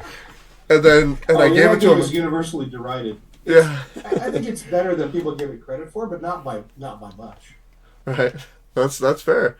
All right. Was there any other that you wanted to talk about during that last list? I can't. I should be keeping notes. No worries. No, nothing is springing to mind. All right. The next page. Then here we go. I will ask you about the poker book. The spy game. That's right. We're going to go all the way back to page 1. Yeah. With the Before famous, I Kill You. Before I Kill You, Mr. Spy game story. Well, I mentioned finally an IP that I could use indiscriminately. Bleeding Sherwood is based on Robin Hood, obviously too. So I've done this before, but as a young and stupid company, we decided to make Before I Kill You, Mr. Bond as our very second game because it was a funny joke, and we tried to attach a good game to it. That's debatable. Newer versions are better, but it took them 7 years. But MGM finally sent us a cease and desist. They said, "Look, man, you can't have a name. You can't have a spy card game called Mr. Bond. We gotta shut you down." And I happened to have a lawyer for other reasons at the time, and so my lawyer and I have this conversation. He says, "I could save you from this, and it would cost you more than that game's ever going to make." I'm like, "No, that's fine. Let's back out. How do we do this?" He said, "Well, you got to quit making it." But we got an offer from MGM that was like this: you have 3 months to sell, and then you have to stop selling it. That's not how they didn't say you have 3 months to sell your remaining inventory. They said you have to stop selling it in 3 months. But we told our distributors we only have 3 months, and then we have to stop selling this. So they bought all of it. They bought like a 1 or 2 year supply of this game, like in 3 months, because that was the hard cutoff date. And as an afterthought, MGM was like, "Oh, he should probably, I don't know, pay some damages too, I guess." And oh no, my lawyer's like, "How much?" And they said less than 1,000. And so I said 400 is less than 1,000. And they said, "Okay." So I paid them 400 in damages. I sold my whole stock of a recently reprinted card game. And then I got to hold a contest to rename it, of course, because it wasn't the game they didn't like. I leave that to Board Game Geek not to like the game. They just didn't like the title. Yeah. And I couldn't use the winner's name because it was "What part of Dr. No don't you understand?" There we go. I was going to tell that story, as apocryphal as it may be. That's brilliant. Later, I'm going to ask you more question about. So in that last page, there was the book about poker games and card games. So I'm going to come back to that because I know you've mentioned before during when I saw some of your lectures at conventions about like game design for like casino settings. So we're going to come back to that point. But yeah, our next page. Here we go. Speaking of casino style gaming, 10-die poker, cow poker. Gloria Mundi, Dead Money, Enemy Chocolatier, Kotsuku, Zero In, Letter Hold'em, Pirates Quest for Davy Jones's Gold, Verticon, Stonehenge, an anthology board game, Unspeakable Words, Pirates of the Caribbean pocket model game, Auction Blocks, Link 26, Michelangelo, Lords of Vegas, The Big Idea, Take Back Toe, Deadfellas, The Missing Mooks, more Deadfellas stuff, Maple, Willow, Barcelona. There's a lot of poker-related titles in that list. Yeah. You can tell this is around 2010, or slightly before that, where poker is at its peak, absolute max, right before they started shutting down the poker sites, and TV poker was the biggest thing ever. Mm-hmm. We got a lot of requests for poker games. My love for the game has never faded, but the market's love for the game comes and goes. So I think, wow, I really should be taking notes because there was one big one on there that was not a poker game. Oh, Lords of Vegas. Oh, Lords of Vegas. And that's not about poker, but it's definitely like it's set in Las Vegas. Mike Seliger and I were doing a thing called Loan Shark Games at the time. And so we were co-branding a lot of games that were my design or his design or some collaboration, but we just sort of put them all through the same funnel and pushed them out into distribution. And Mayfair picked up Lords of Vegas, and I think they did a really good job with it. That I think is my first or second top-rated game on BGG. And despite having a lot of dice, it does not have a lot of dice rolling or a lot of randomness. The dice are mostly used to track stats. This is a character of value 5. And yeah, he gets rolled now and then, but it's not like just a constant dice rolling fest. The first packaging for that game really tries to apologize for how many dice are in the box, and I'm like, dudes, just let it be. It's cool. Yeah. But Lords of Vegas was based on Mike's idea, which was he couldn't believe how frequently this town, and I am speaking to you from Las Vegas right now, rebuilds itself, tears stuff down that is perfectly fine, and builds a bigger, uglier version of the same thing. And so he kind of wanted a game where as soon as you drive your new casino off the lot, it loses half its value, basically. Just like you always have to be scrambling, you always have to be biggening everything, or it just starts to suck. And like a lot of games that started out too complicated, I had like Tetris pieces that were different parts of hotels, and those wound up just turning into squares. I had a really complicated algorithm for how to figure out how much money each one of those spaces paid. And it was like, or I could put a number on the board. That'd be fine too, right? Like, eventually we got it boiled down to, the right set of turn actions, the right set of components, and it's a really nice. It's a good real estate management game with a real flavor of Vegas. In the first round when we tried to pitch that game, we had a European publisher push back on the notion that it didn't have much of a catch-up feature, and I don't particularly like catch-up features. As a general rule, they seem to only cover deficiencies in the game design. I would rather the game design was more fair than that I have to give people a way to catch up. If it's political, that's okay. If I can attack the winner and in some ways that also gets me ahead, that's okay. But I don't just want the game to wake up every turn and say, your score is bad, you get an extra point. Like, that just feels artificial to me. So, but in that feedback, we also realized that, okay, let's take it back to story here. If I'm in Las Vegas and I'm down on my luck, what can I do? And we realized that we had made Lords of Vegas without any gambling. Okay, let's put gambling in the game. And gambling turns out to be really good. It's not exactly a catch-up feature, but it's kind of similar, because if there's a thing you want to do, a pretty complicated thing that you want to do, and it's going to cost you $8 and you only have $7, okay, if you go and gamble that $1, you're either going to get the dollar and win and be able to do your $8 thing, or you're going to end up with $6 and still not be able to do that thing right now. So it's not much of a risk when you consider that the threshold that victory gets you over. So it's nice to have gambling in the game. It's nice to be able to go into somebody's casino and say, hey, you built this big thing. You must be ready for my custom. So here it is. You lay your money on the line. And they have a statistical advantage, but that only works in the long run, and we're not going to be here that long. So I think it's great fun, and it was certainly the best example that I know to go back to the story you're trying to tell and say, what am I missing? Oh, right, that obvious part of the story is not in the game yet. Yeah, how do you have a Vegas themed game and not have gambling in it, right? Or some allusion I guess to nobody it. brought it up.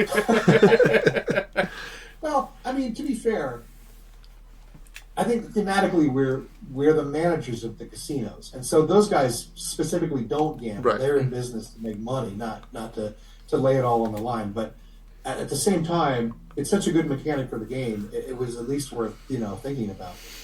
Absolutely. Yep, go ahead. The other one I was noticing on there too, and they called it out in our chat here, is Unspeakable Words. Yep. Oh yeah. Well, that's primarily a Saliker joint, but my name's on the box. Unspeakable Words is a word game. It's based on Cthulhu, obviously, and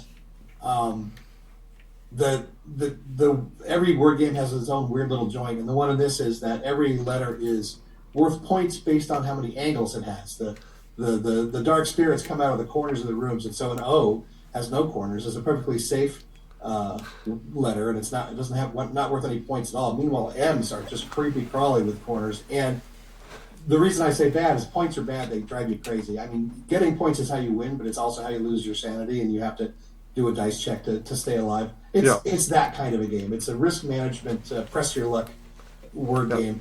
And I think that the pitch for that game is like half the word games out there. It's a word game for people who don't like word games. Yeah, but my personal favorite part about that game is when you have one sanity left and you can just make up words as long as you attempt to pronounce them.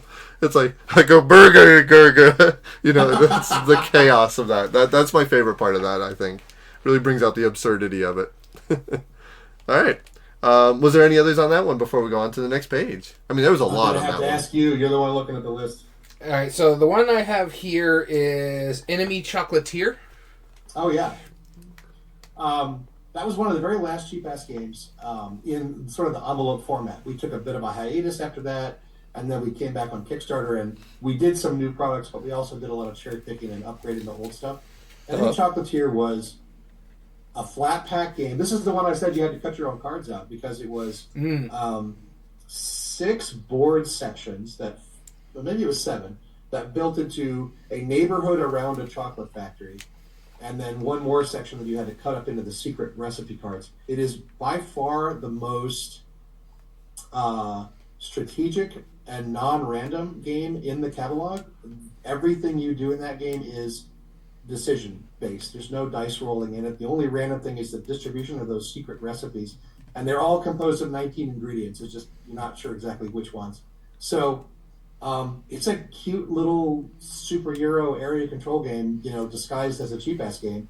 I wish we could have done better with it. I really enjoyed it, and I haven't gone back and tried to retread the game mechanics. I think some of the specials are a little poorly thought out. Like the special abilities in some of the neighborhoods are underpowered or overpowered or whatevs. But I really like the flow of the game, and I like the length of the game. So yeah, it was a good little build. But I think that was at a time when cheap-ass was kind of hitting the wall. We got a little bit high in the stratosphere, and it got a little hard to breathe, which is to say that we had a lot of employees and a lot of square footage, and we were pushing through a lot of product, but the profit kept getting smaller and smaller. And we wound up saying, look, we either have to grow to an even bigger size where this is sustainable again, or we have to back off and shrink it down. And we decided to do the latter purely for safety, and we've done that 3 times now in our history.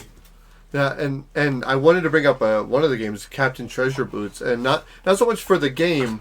Well, I mean, I want to talk about the game too, but I remember a number of years ago, you guys reprinted 3 games. There's Fish Cook, that one, and forgive me, I'm forgetting the third one, but in like boxes, but in a cheap ass envelope style. So I'll tell you the story on those. We called those the Spring 3, and Captain Treasure Boots was a redo. It was remastered. It was a new set of rules. Mm-hmm. I learned during that time not to make people roll dice to move, and it was an important thing to learn. I think every designer has to learn it at some point. Sure. But anyway, so the new Captain Treasure Boots is definitely more solid than the old one. You could tell that I had a 3-year-old in the house, by the way, with a name like Captain Treasure Boots. The other 2 games in the Spring 3 are Fish Cook, which was original, and also Veritas, which was original as well. Veritas was a game that Mike Selinker and I had been shopping around for many years, could not find a buyer for it. And I was like, fine, this needs to see print. And so we did a version in a box. The Spring 3 was kind of a middle finger to retail stores. It didn't do very well, and that was kind of the point. I know that's a weird way to put it, and I know it sounds like retro history, and in a certain way it is, but what was going on in that time period was we were running Kickstarter campaigns for big stuff. Mm-hmm. And we were going to trade shows and encountering retailers who really hated Kickstarter. They didn't quite get what Kickstarter was doing. They thought Kickstarter was stealing their business, when in fact it was the only way for small publishers, and eventually all publishers, to bring attention to their new products. If I didn't market a game through Kickstarter, well, let's see what happens. They said, I won't buy a game of yours if you Kickstarter. And I said, all right, fine. Here's the Spring 3. Here's classic cheap-ass style games in black and white boxes, marketed the way we used to. We did not kickstart these. They're just for you retailers. What do you think? And they said, we don't care. And I was like, I thought so. And so we never did that again. It was a shame because Fish Cook would have been a great Kickstarter all by itself. And if I had kept cheap-ass games past 2019, that was the very next thing I was going to do. Fish Cook is a simple little econ game about buying low and selling high and cooking fish before it spoils. Yeah. And it's adorable. And the meta story of that game is actually about intellectual property rights stuff, because not only can you steal other people's recipes and say that they were your own, but the fake backstory of the game is how our version of Fish Cook is the U.S. version of a Japanese ripoff of a 60s reprint of a 20s French cooking game. All of that is made up, right?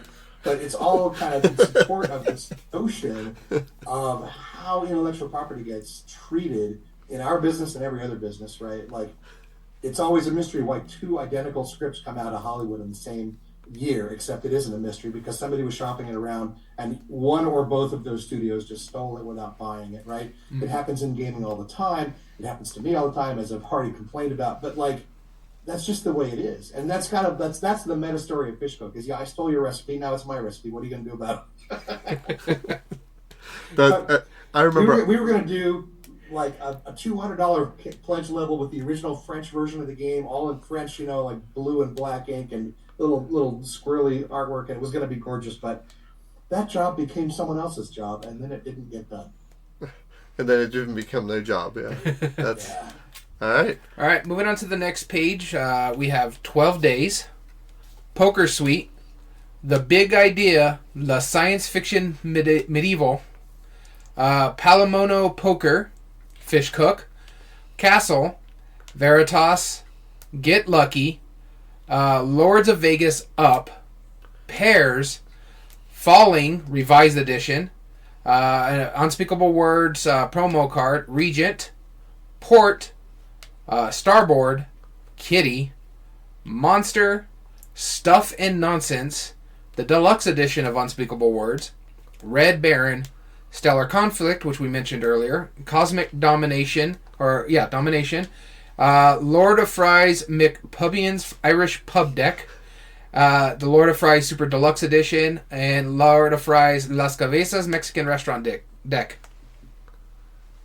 Lots of good stuff on that list. Yeah, there is. And this is where I'm really becoming familiar with the. I saw the thumbs up for Pairs. That was that's a fun little build. I just want to say first off, before anything else, I am incredibly biased. Pairs I keep in my car for that reason because it's phenomenal. I love Pairs. So anyway, I'm pretty proud of it. So I've done a lot of short form gambling games and pressure luck games and so on. Paul Peterson is a co-designer on Pairs for the afternoon that we spent coming up with the core mechanic for that game.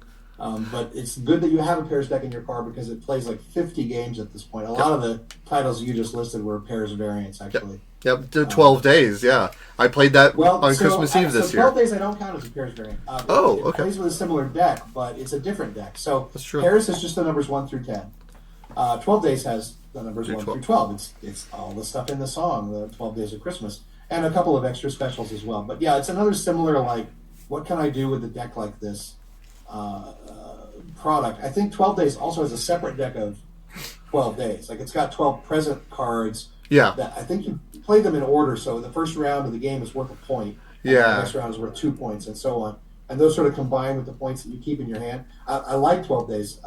It was a pretty lucky timing and everything else for 12 Days. It came out at just at a good time for us, and of course we had some publishers push back and say they didn't want a game that only sold at Christmas, but then Calliope kind of realized that there's a lot of Christmases coming, and over time there's not just one. Yeah. I adore 12 Days. I played it on Christmas Eve this year, actually. That's awesome. Yeah, you mentioned Stuff and Nonsense. That's the one I was going to actually mention again. That's one of our Kickstarter projects, and I really, you should dig up the videos for this because it was so fun to make. The original game was called Captain Park's Imaginary Polar Expedition, and we mentioned that a few pages ago. Mm-hmm. The inspiration for that game was I was a movie preview where I blinked, and it was about Shackelford's like amazing polar expedition or something, and I was sure I saw the word imaginary, and I was like, that's the story. It's the Blackadder episode where people are lying about going around the world and just hiding in London and buying trinkets and saying I got this in Africa, and let's make a whole game out of that. And during the Kickstarter phase, we were hanging out with Professor Elemental, who is a British steampunk rapper, just quite a character. And let's do a game together. I said, I've been wanting to read you Captain Park's Imaginary Polar Expedition. Let's make it Professor Elemental's Imaginary Polar Expedition. And we wound up with the title Stuff and Nonsense, but we shot the Kickstarter video with Professor Elemental in London, and I'm blanking on the name, the city that he actually lives in. The straight south of London on the coast. Anyway, not familiar with UK. I feel like an idiot. But anyway, we went to Professor Elemental's hometown, and we spent a couple hours chasing him around and shooting video, and it was such a good time. And yeah, so that's like the new modern version of that old Saw. That's great. Yeah, Stuff and Nonsense. I forgot to ask you about Unexploded Cow, because I remember that was also in the Kickstarter line as well. Yeah, that was our very first Kickstarter. That was one of the games which I had not managed to find another publisher for. We did this hiatus. I took a few years off and went to work at Microsoft and made a bunch of games that I think are not even on this list. But then Kickstarter sort of appeared, and people kept coming up to me and saying, "Why aren't you doing this Kickstarter thing?" And I tried to figure it out. Of the games that we sort of hadn't licensed out and found good homes for, Unexploded Cow was the best. So that was the first one that we retooled. That's another Paul Peterson co-design. And, the story of that game is fairly straightforward. There are mad cows in England, and there are unexploded bombs in the French countryside. And so you're going to use one to clear the other, whichever way you want to parse that, and make some money while you do it. Blowing up cows is always funny.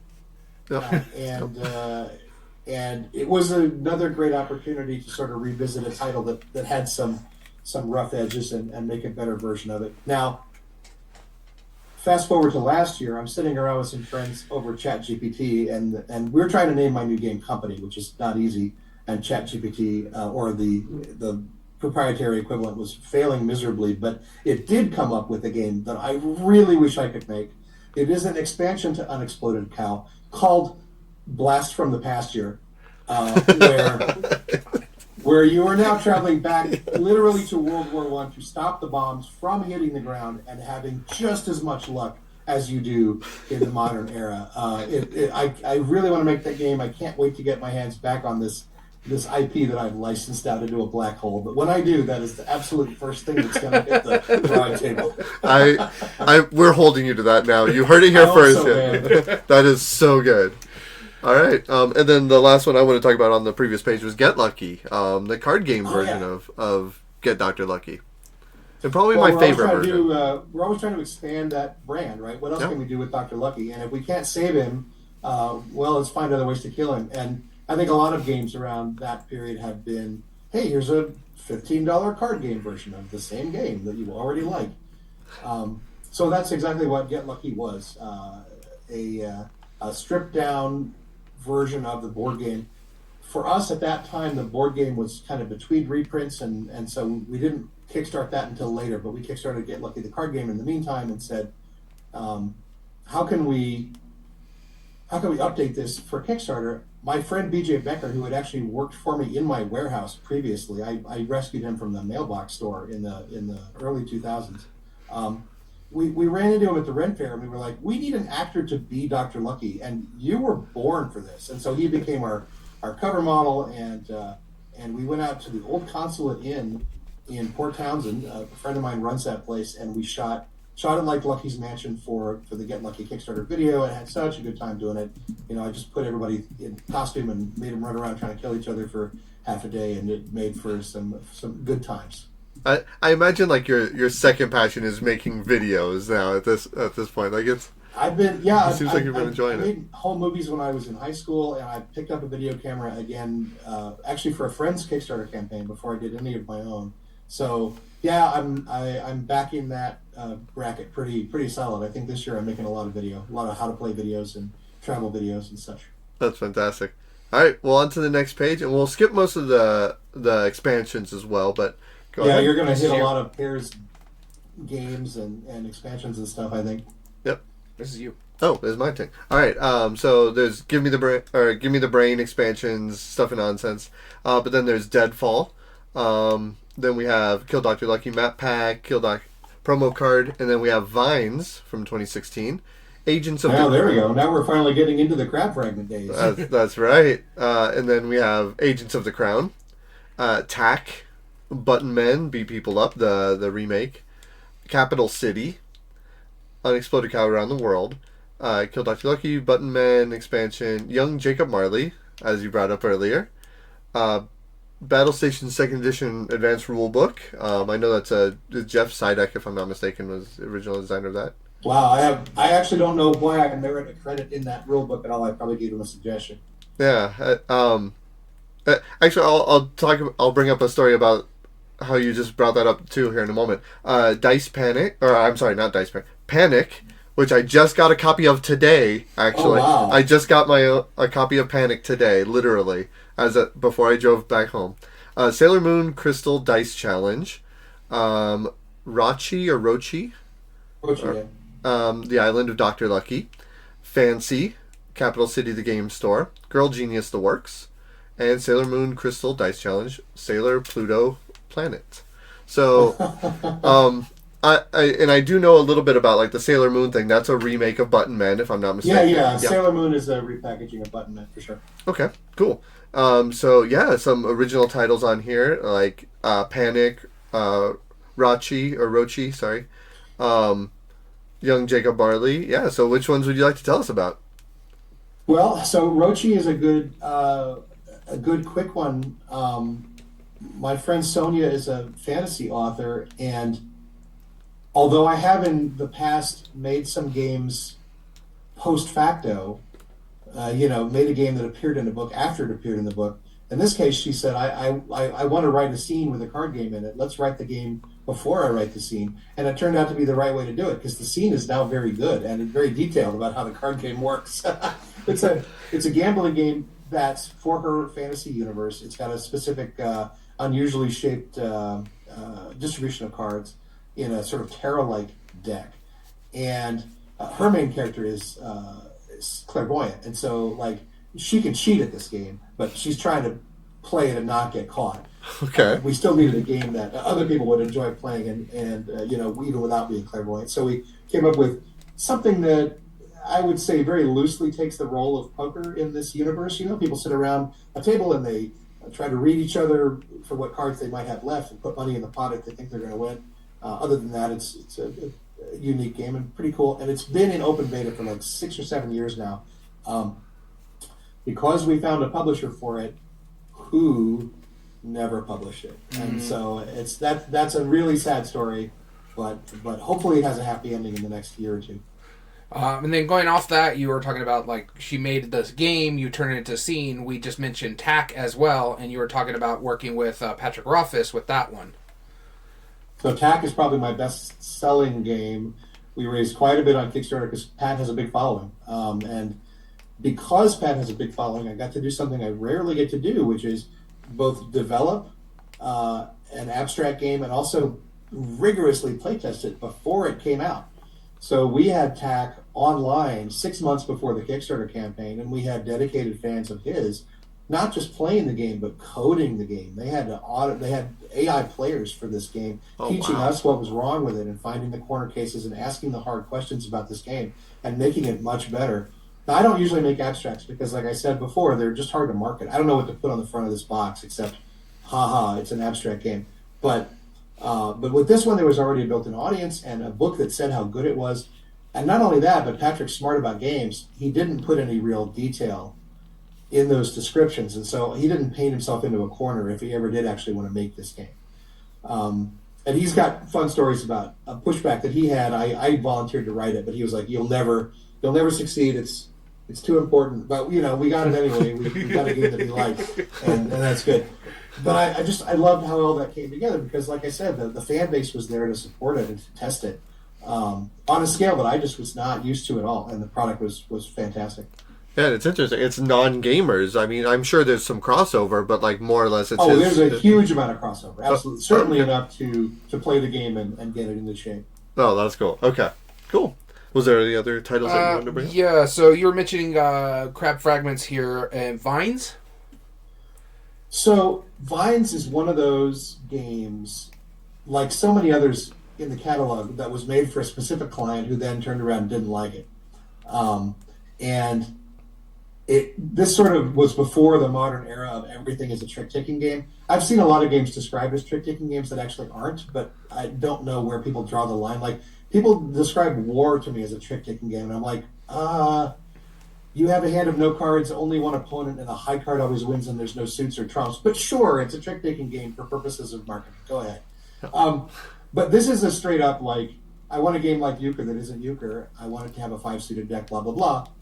And the first one that we pitched this guy, he wasn't fond of it. It didn't trigger his likes and dislikes. And so the next time I went back, I said, okay, we're going to get it this time. I'm going to show him 10 games. He's going to like one of them, and the other ones will all be variants.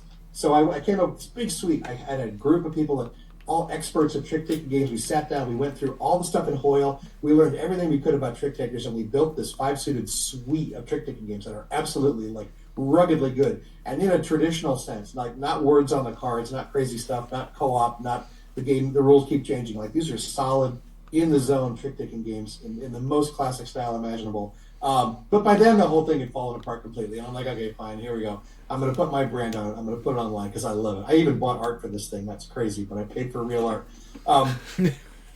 And the Vines deck is one of the decks at Crab Fragment now that just sort of keeps on giving because, okay, I have a 5-suited deck. What else can I do with it? I made a whole nother suite of games for a related deck that's called the Postus deck. It's a 5x11 deck. They're both 5x11 decks, but I wanted one that was all numbers, and so I sort of made the Postus variant. And just this week, I did a new game for the Vines deck called Farmer's Market. I was sitting down with friends at a con a couple weeks ago and trying to fix one of their games, and I came up with an auction mechanic that wasn't great for that, but we were all like, yeah, but this is good for something. And so now it's kind of its own thing. And because I have a 5-suited deck, I'm like, let's see if 5 is the right number of suits. And if that doesn't work, there's always the poker deck. And there's also, I've got a 6-suited deck, I've got an 8-suited deck, and Lord help me, one of these days I'm probably going to find out with some reason that I need to have a 7x7 deck, but I'm not there yet. All right. I'm sure you'll find a way. Like, there's so many good seven themes, right? 7x7. Here's my theory about traditional card decks on a more broad scale than just the poker deck. They're more useful if they can be chunked in multiple ways. So a poker deck is the best example, but you can cut it in half because most decks are still only made of 2 colors. You can cut it into quarters by suit. You can cut it into 13ths by rank. You can cut it into a small group, big group by face cards. The aces are a block of 4. Like, there's all these sub-blocks that we can already use when we want to invent new games. And the problem with the 7x7 deck, if it's deck sized, is it's the suit chunk and the rank chunk are the same size chunk. Yep. So it's actually falling down on one of those things that all the other decks can do. This is one of the things that Pairs deck is so good at because it's got all these chunks built in. It doesn't have suits, which means you can't do a lot of the stuff that a regular poker deck can do because every card is unique. All the 10s in a pair deck are the same 10, so they can't be compared by rank or anything, but all the chunks are so explicit. There's 1, 1, and 2, 2s, and 3, 3s, so work with that. The chunks are built in. That's awesome. Alrighty, on to the next page. Here we go. 9 Virtues, Bitter, Buttonman Originals, The Cave, To the Moon, Market Day, Lunch Rush, Captain's Order, Ricochet Poker, Girl Genius The Works, La Abruge de Pirates, excuse my French, Ducks in a Bucket. Oh, yeah. More Girl Genius here. Trogador, the board game. I know someone in our chat, Illuminous, mentioned it earlier. Sophisticuffs, Plot Points, Paragon, Copper Creek, Zombie Life, and Showboat. So a lot of those are Pairs variants, including the French one. And now that I've skimmed over all of those, what else do we have? Trogador. Yeah. There's only one. So I love that game, right? I've loved Homestar Runners since forever. Yep. Light Switch Rave. The Chaps Pros don't get how beloved they are. They don't understand how big their audience is. It's huge, and they are still beloved, and they're so funny. They're such funny guys. The first Trogdor prototype that they sent me. Now this was their design. I spat on it a little bit. I helped them polish it up, but it was their baby. The first prototype they sent me was in a like chicken and a biscuit cracker box with Trogdor like written on it in marker, and I was like, God, I hope this is your retail packaging. Like, this is so perfect. This is the that Strong Bad invented. It's going to be, you're going to ship it like this. You're going to make up your own chicken and a biscuit packaging, but it's going to look like this, right? They're like, nah, we're going to do traditional board game box. I'm like, ah, damn. Can we do the biscuit box for like Kickstarter or something? It's hilarious. Anyway, that was my only disappointment with that game. The game came out great. I was really thrilled to work on it. Thrilled to work with those guys. I want to make them a dozen more games when they're ready, but I was glad to be a part of that project for sure. Yeah, that got massive appeal, like locally for us, because I grew up right when Homestar Runner was a thing. You know, Light Switch Rave was a thing we had burned on a CD. Like that was something that we did. You know, it was wild. All right, ready to go to the last page? What else is on that list that wasn't a Pairs game? Zombie Life? or Or Copper Creek, maybe. I'm not sure if either of those were. I'm trying to remember what Zombie Life even is. If I'm related to that, it's pretty tangential. One of the games we went over before was called Deadfellas. Oh, The only reason I have a design credit on that game is because I named it. Literally, that's it. Like, Brian Stody was the artist on that game, and he knew that if I did another Fridays game, I was going to do a zombie mafia game called Deadfellas. And he wrote to me, said, listen, I got some other friends. They got a zombie mafia game, and it's not called Deadfellas, and it should be.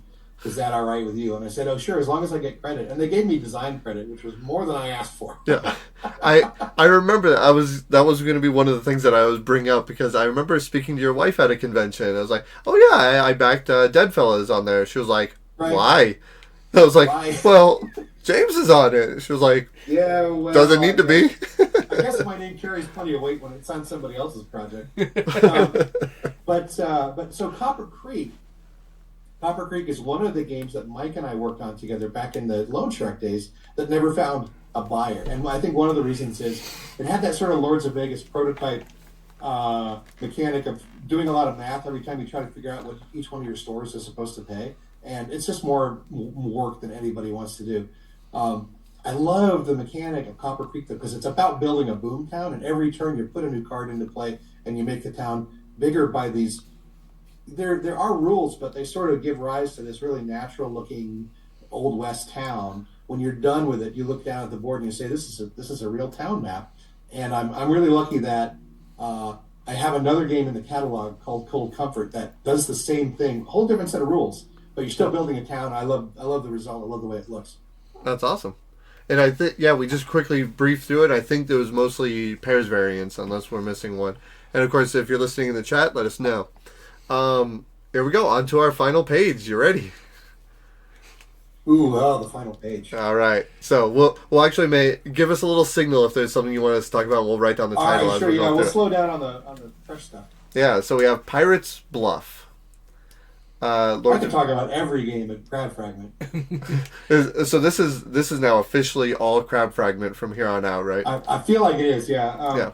Pirates Bluff is fun little real time liar's dice, if you can imagine that. You know how liar's dice works. Yeah.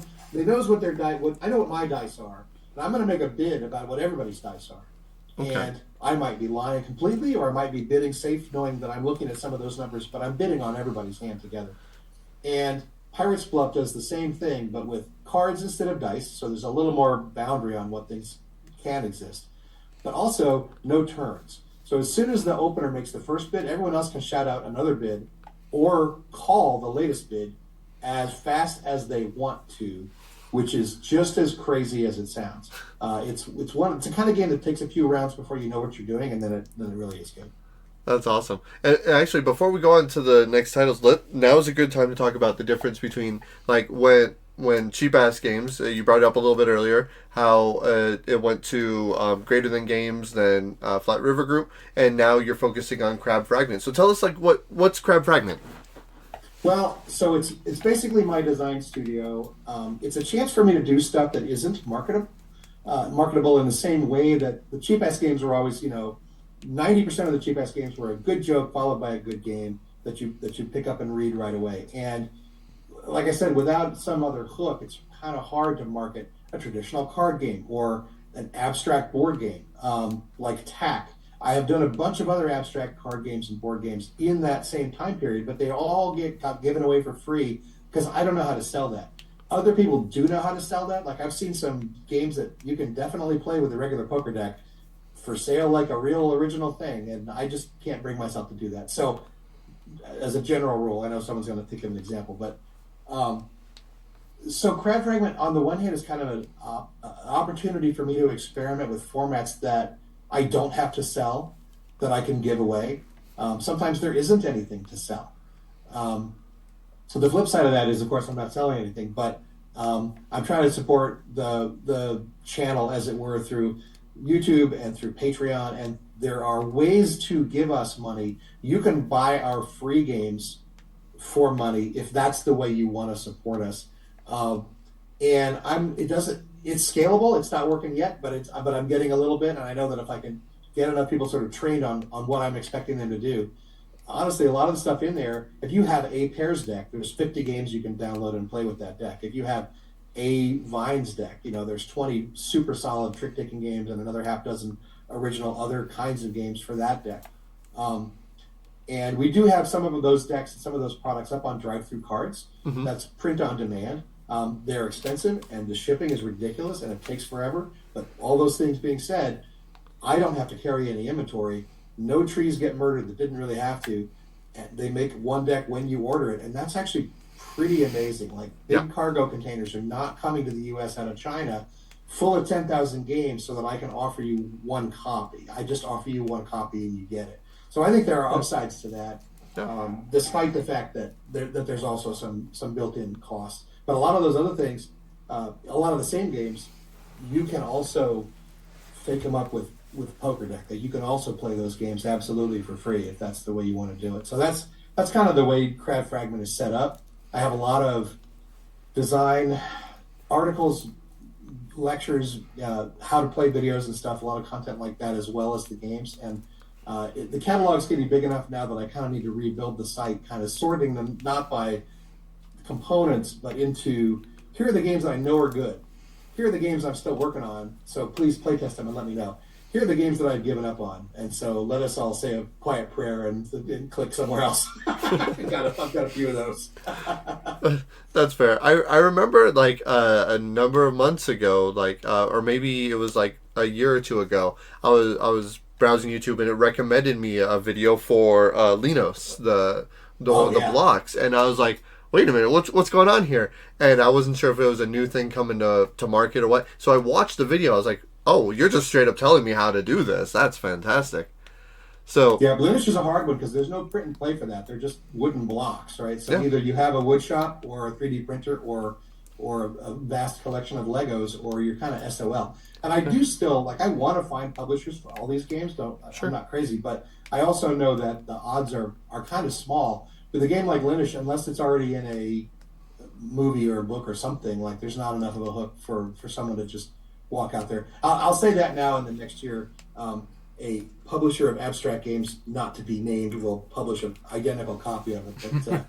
But that's just a risk we take putting this stuff out in the world. Well, I mean, you can always refer people back to the video, and people will see it. Like the more videos you make, the more people will know that it's a thing. Idea. Exactly. So, back to our list, and then now that we know what Crab Fragment is a little bit about, we're going to talk more about it later. Here we go. So there's Pirate's Bluff, we just talked about that. And then we have some Lord of Vegas expansions or promo cards. Then we have... Lone Shark just did a big rebrand of Lords of Vegas. They got it back from Mayfair after the Mayfair sort of fell apart. Mm-hmm. And that is the game is finally back in print, and lots of expansions for it that are brand new this time around. So yeah, that game is as solid as ever. That's great. There's Coralon, which looks like a Vines make. Fair Market, which we were talking about earlier. The Trogdor expansion, looks like. Yeah, expansion deck. Tablero de Baroni. Tablero de Barona is I think probably the best of the pub game style games that are up at Crab Fragment right now.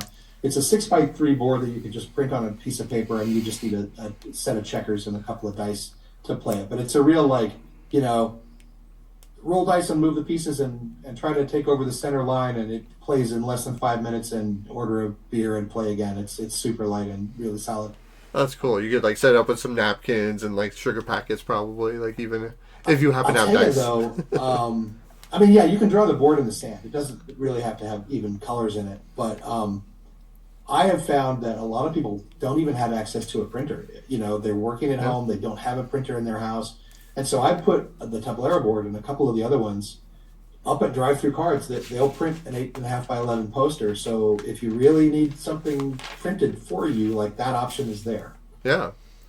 All right, then we're going to Lobo, letterboxing, and then El Oso, bread basket, Whispers, Sandy Diggs and the Pyramids of Madness. Oh, nice. That's such a great name.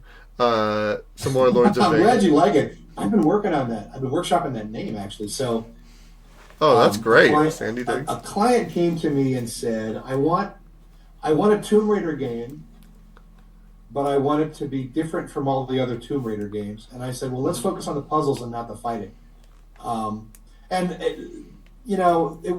They wound up not coming together. And so, again, I have a game that I haven't sold. But the idea of adventure archaeology boiled down to a puzzle game was really compelling. And that's what Sandy Diggs is. It's the desert is just a 5x5 grid of black and white tiles. And if you see a pattern that matches one of your maps, that's an artifact you can go dig up.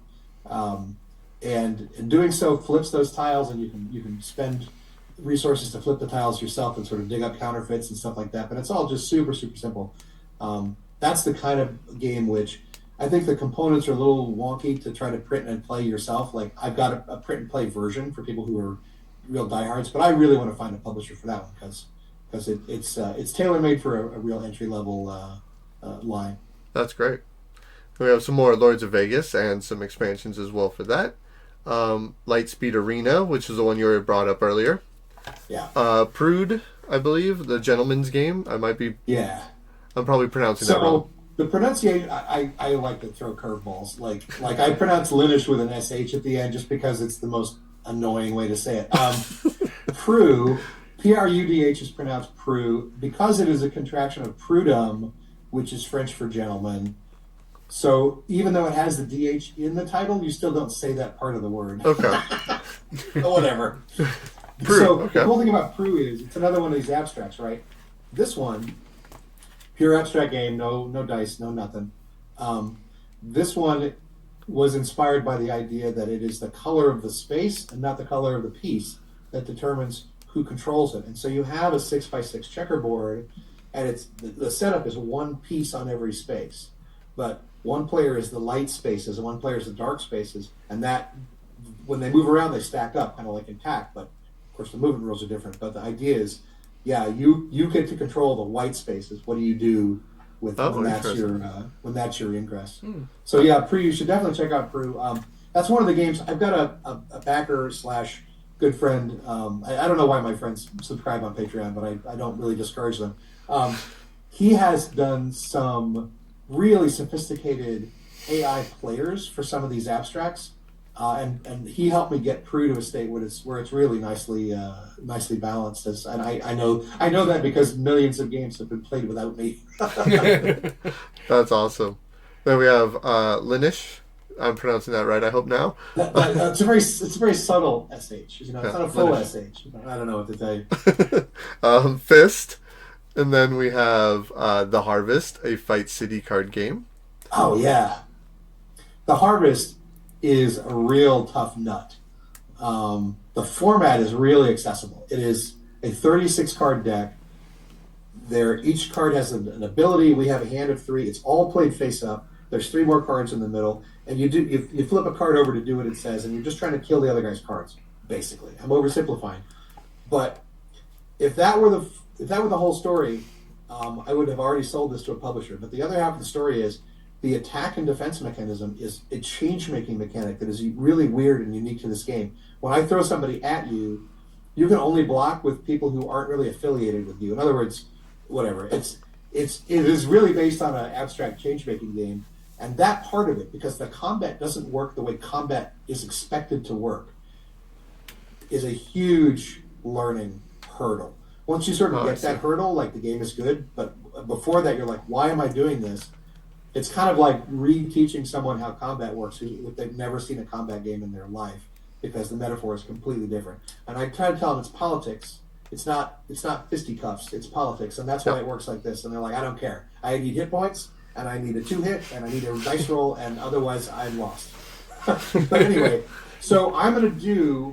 This is my promise to the world coming out on this podcast today. I'm going to do another game in this style, in this form factor that has like a more straightforward or at least a different combat mechanic, because I love the form factor. I love the fact that not only do these cards fit in a pack, but all the scoring stuff, because the smallest pack I can get on drive-thru is 54 cards.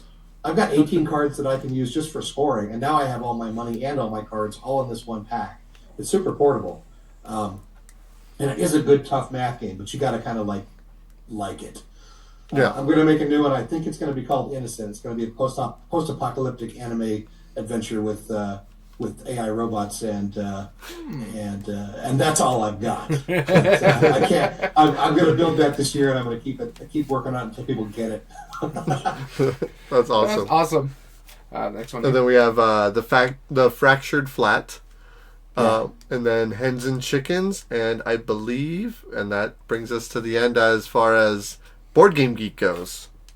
Well, Board Game Geek is sadly behind the times, but that's okay, because I never get up there and update it. I don't know who's doing this stuff, and I'm a little frustrated. Back when I was a publisher, that I think at least once we were overlooked for consideration for awards, because BGG had our first open beta as the publication date, and so the Origins Awards were like, well, that game didn't come out this year, so it's not eligible. And I'm like, no, I put out a beta last year, but I didn't make, that's really frustrating. But it's a mystery to me. BGG's a mystery to me.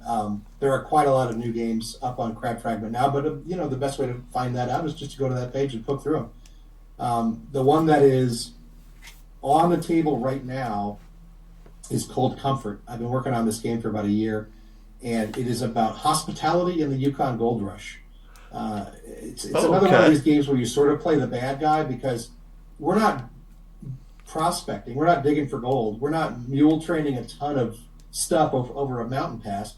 We're building hotels in Dawson City and taking money from people who just dug it out of the ground. Like, we're basically selling the jeans and not doing the hard work. Right. But the mechanics of the game, as I sort of mentioned, you're building Dawson City like one tile at a time.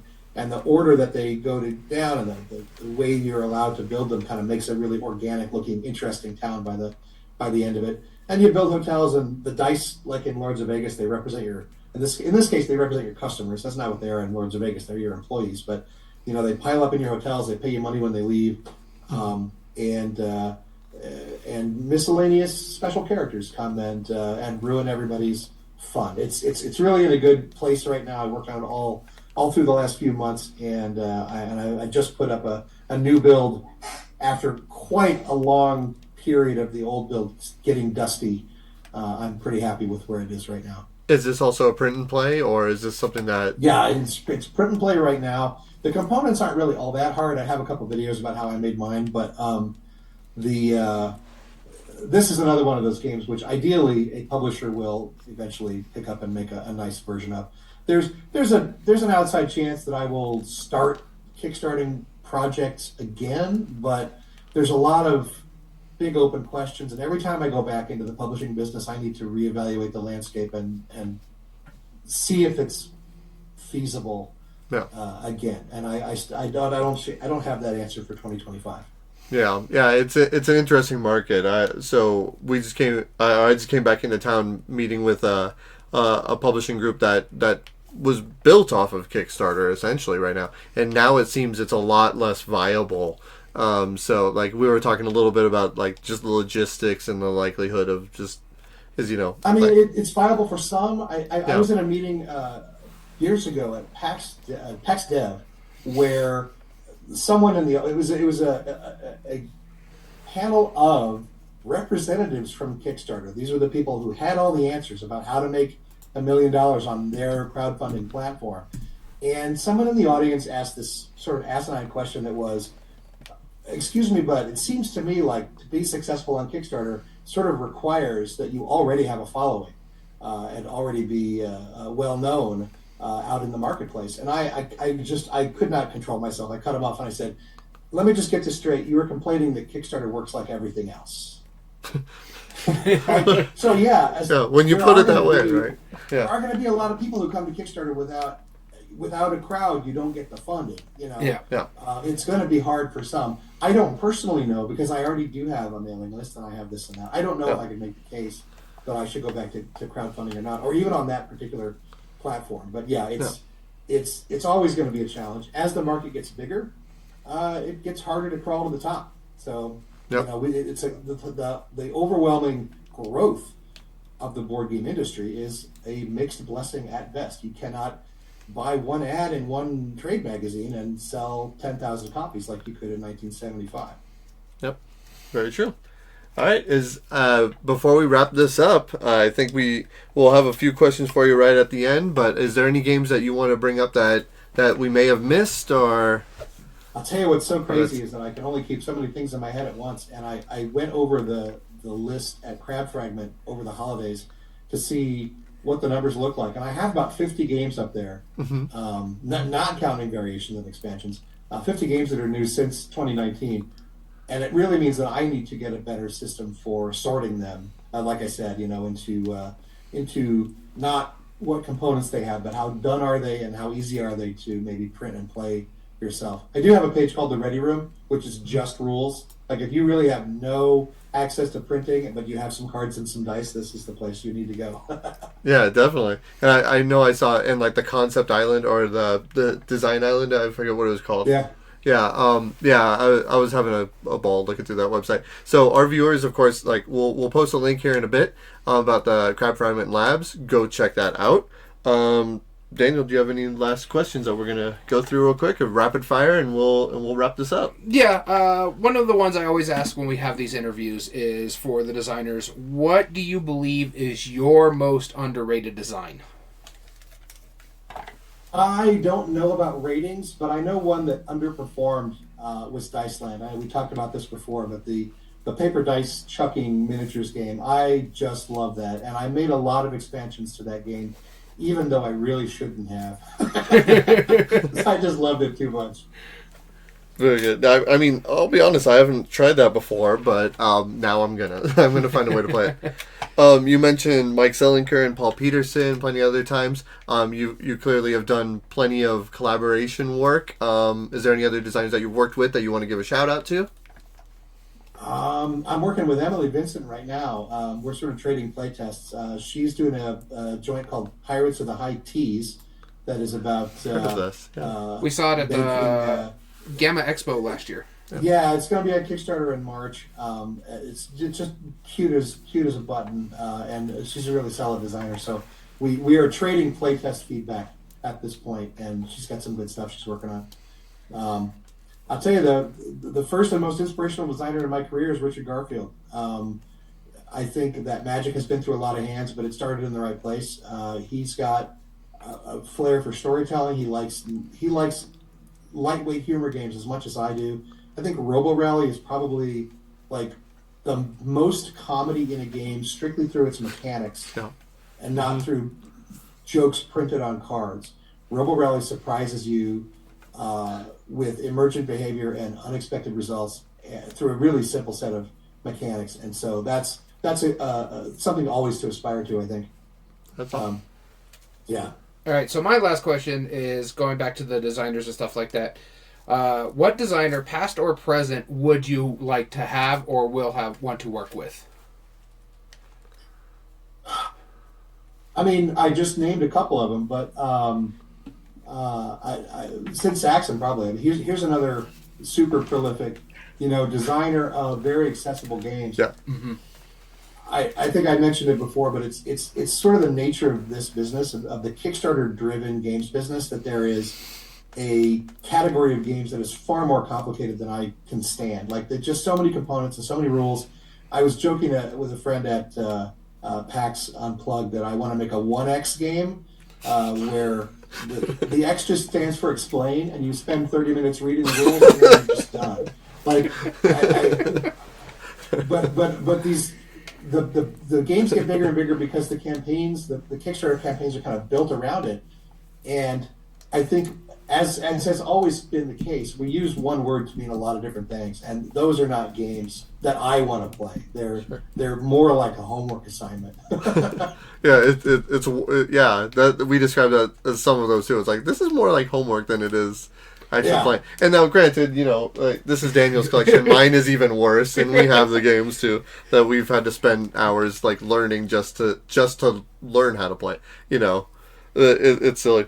My last question is, you brought up a lot of poker variants, and I wanted to come back to this because I'm a playing card collector myself, so of course I'm always fascinated by casino culture, playing cards, gaming. I believe before, and correct me if I'm wrong, that you've actually like consulted on like tabletop or gaming in like a casino capacity. I did. I actually in the previous decade, I managed not only to sell but to patent an original casino game, which is almost unheard of these days. Wow. I got an IP lawyer from outside of the casino business, and maybe that was what helped. But I also did a game that wasn't just a blackjack side bet. Like, Ricochet Poker is the product, and it's a pretty cool table game. Like, it's scored like poker, but it's played differently. Unfortunately, that industry is full of the toothiest sharks that ever swam in the ocean, and that was a colossal money loss for me on every face. So I doubt that I'm going to be trying it again. I tried a lot of stuff to try to get my foot in the door of an industry that I then realized I never want to work in again. So, like, I still love designing casino games for the notion of doing it, but for that marketplace, I have to be a hard pass. Yeah, that makes sense. All right. Is there anything else that you'd like to tell the audience before we wrap this up? There's so much, and I can't think of any of it. Come and enjoy the poorly sorted offerings at Crab Fragment Labs, and we're always looking for anyone who's willing to print and play or play test any of the stuff that's on deck.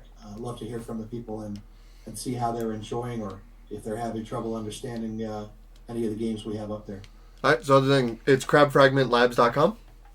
It is crabfragment.com. We'll also get you there. You can also get there through jamesernest.com or, and I'm very proud of this one, theduckjoke.com. I want an email address that's grapes@theduckjoke.com. If you get that, then I'm proud of you. But it was one of those late night, I should buy this URL poker things that happens far too often. The duck joke. Okay. So check them out at theduckjoke.com, jamesernest.com, crabfragments.com. Where else can they see your stuff? YouTube? YouTube, the easiest way to link is from the top of my webpage. And we're also on Patreon. We're asking people who like our stuff to help keep the lights on over there. And so that's Crab Fragment, again, at Patreon. Fantastic. So we'll give our send out. James, hang out for a few minutes after we wrap this up, and we'll go back into it. So we're going to thank you so much for tuning in. This has been Everyday Board Games with our special guest, James Ernest. If you ever want to contact us directly, speaking of ways to reach people, we have an email, everydayboardgames2020@gmail.com, and as well follow us on Instagram, instagram.com/everydayboardgames. All video re-uploads and reviews are found on YouTube under youtube.com/@everydayboardgames. And if you like what we do, there are 3 things you can do to help us grow on the platform. Subscribe if you're not, like the video, and comment down below and tell us your thoughts on the subject. We also stream our episodes live at twitch.tv/everydayboardgames. Feel free to join in on the chat, ask questions, and just hang out with us while we film our live episodes, like our friends Illuminous and Tabletop Bellhop, and anybody else who joined us on today's episode. As well as all audio versions can be found on most podcast platforms under Everyday Board Games Podcast. This includes Spotify, Amazon Music, Podbean, and Apple. So we want to thank you so much for tuning in. As always, I've been your host, Daniel. And I've been your host, Daniel. And we want to thank you for listening to Everyday Board Games. And remember, every day is a good day for board gaming.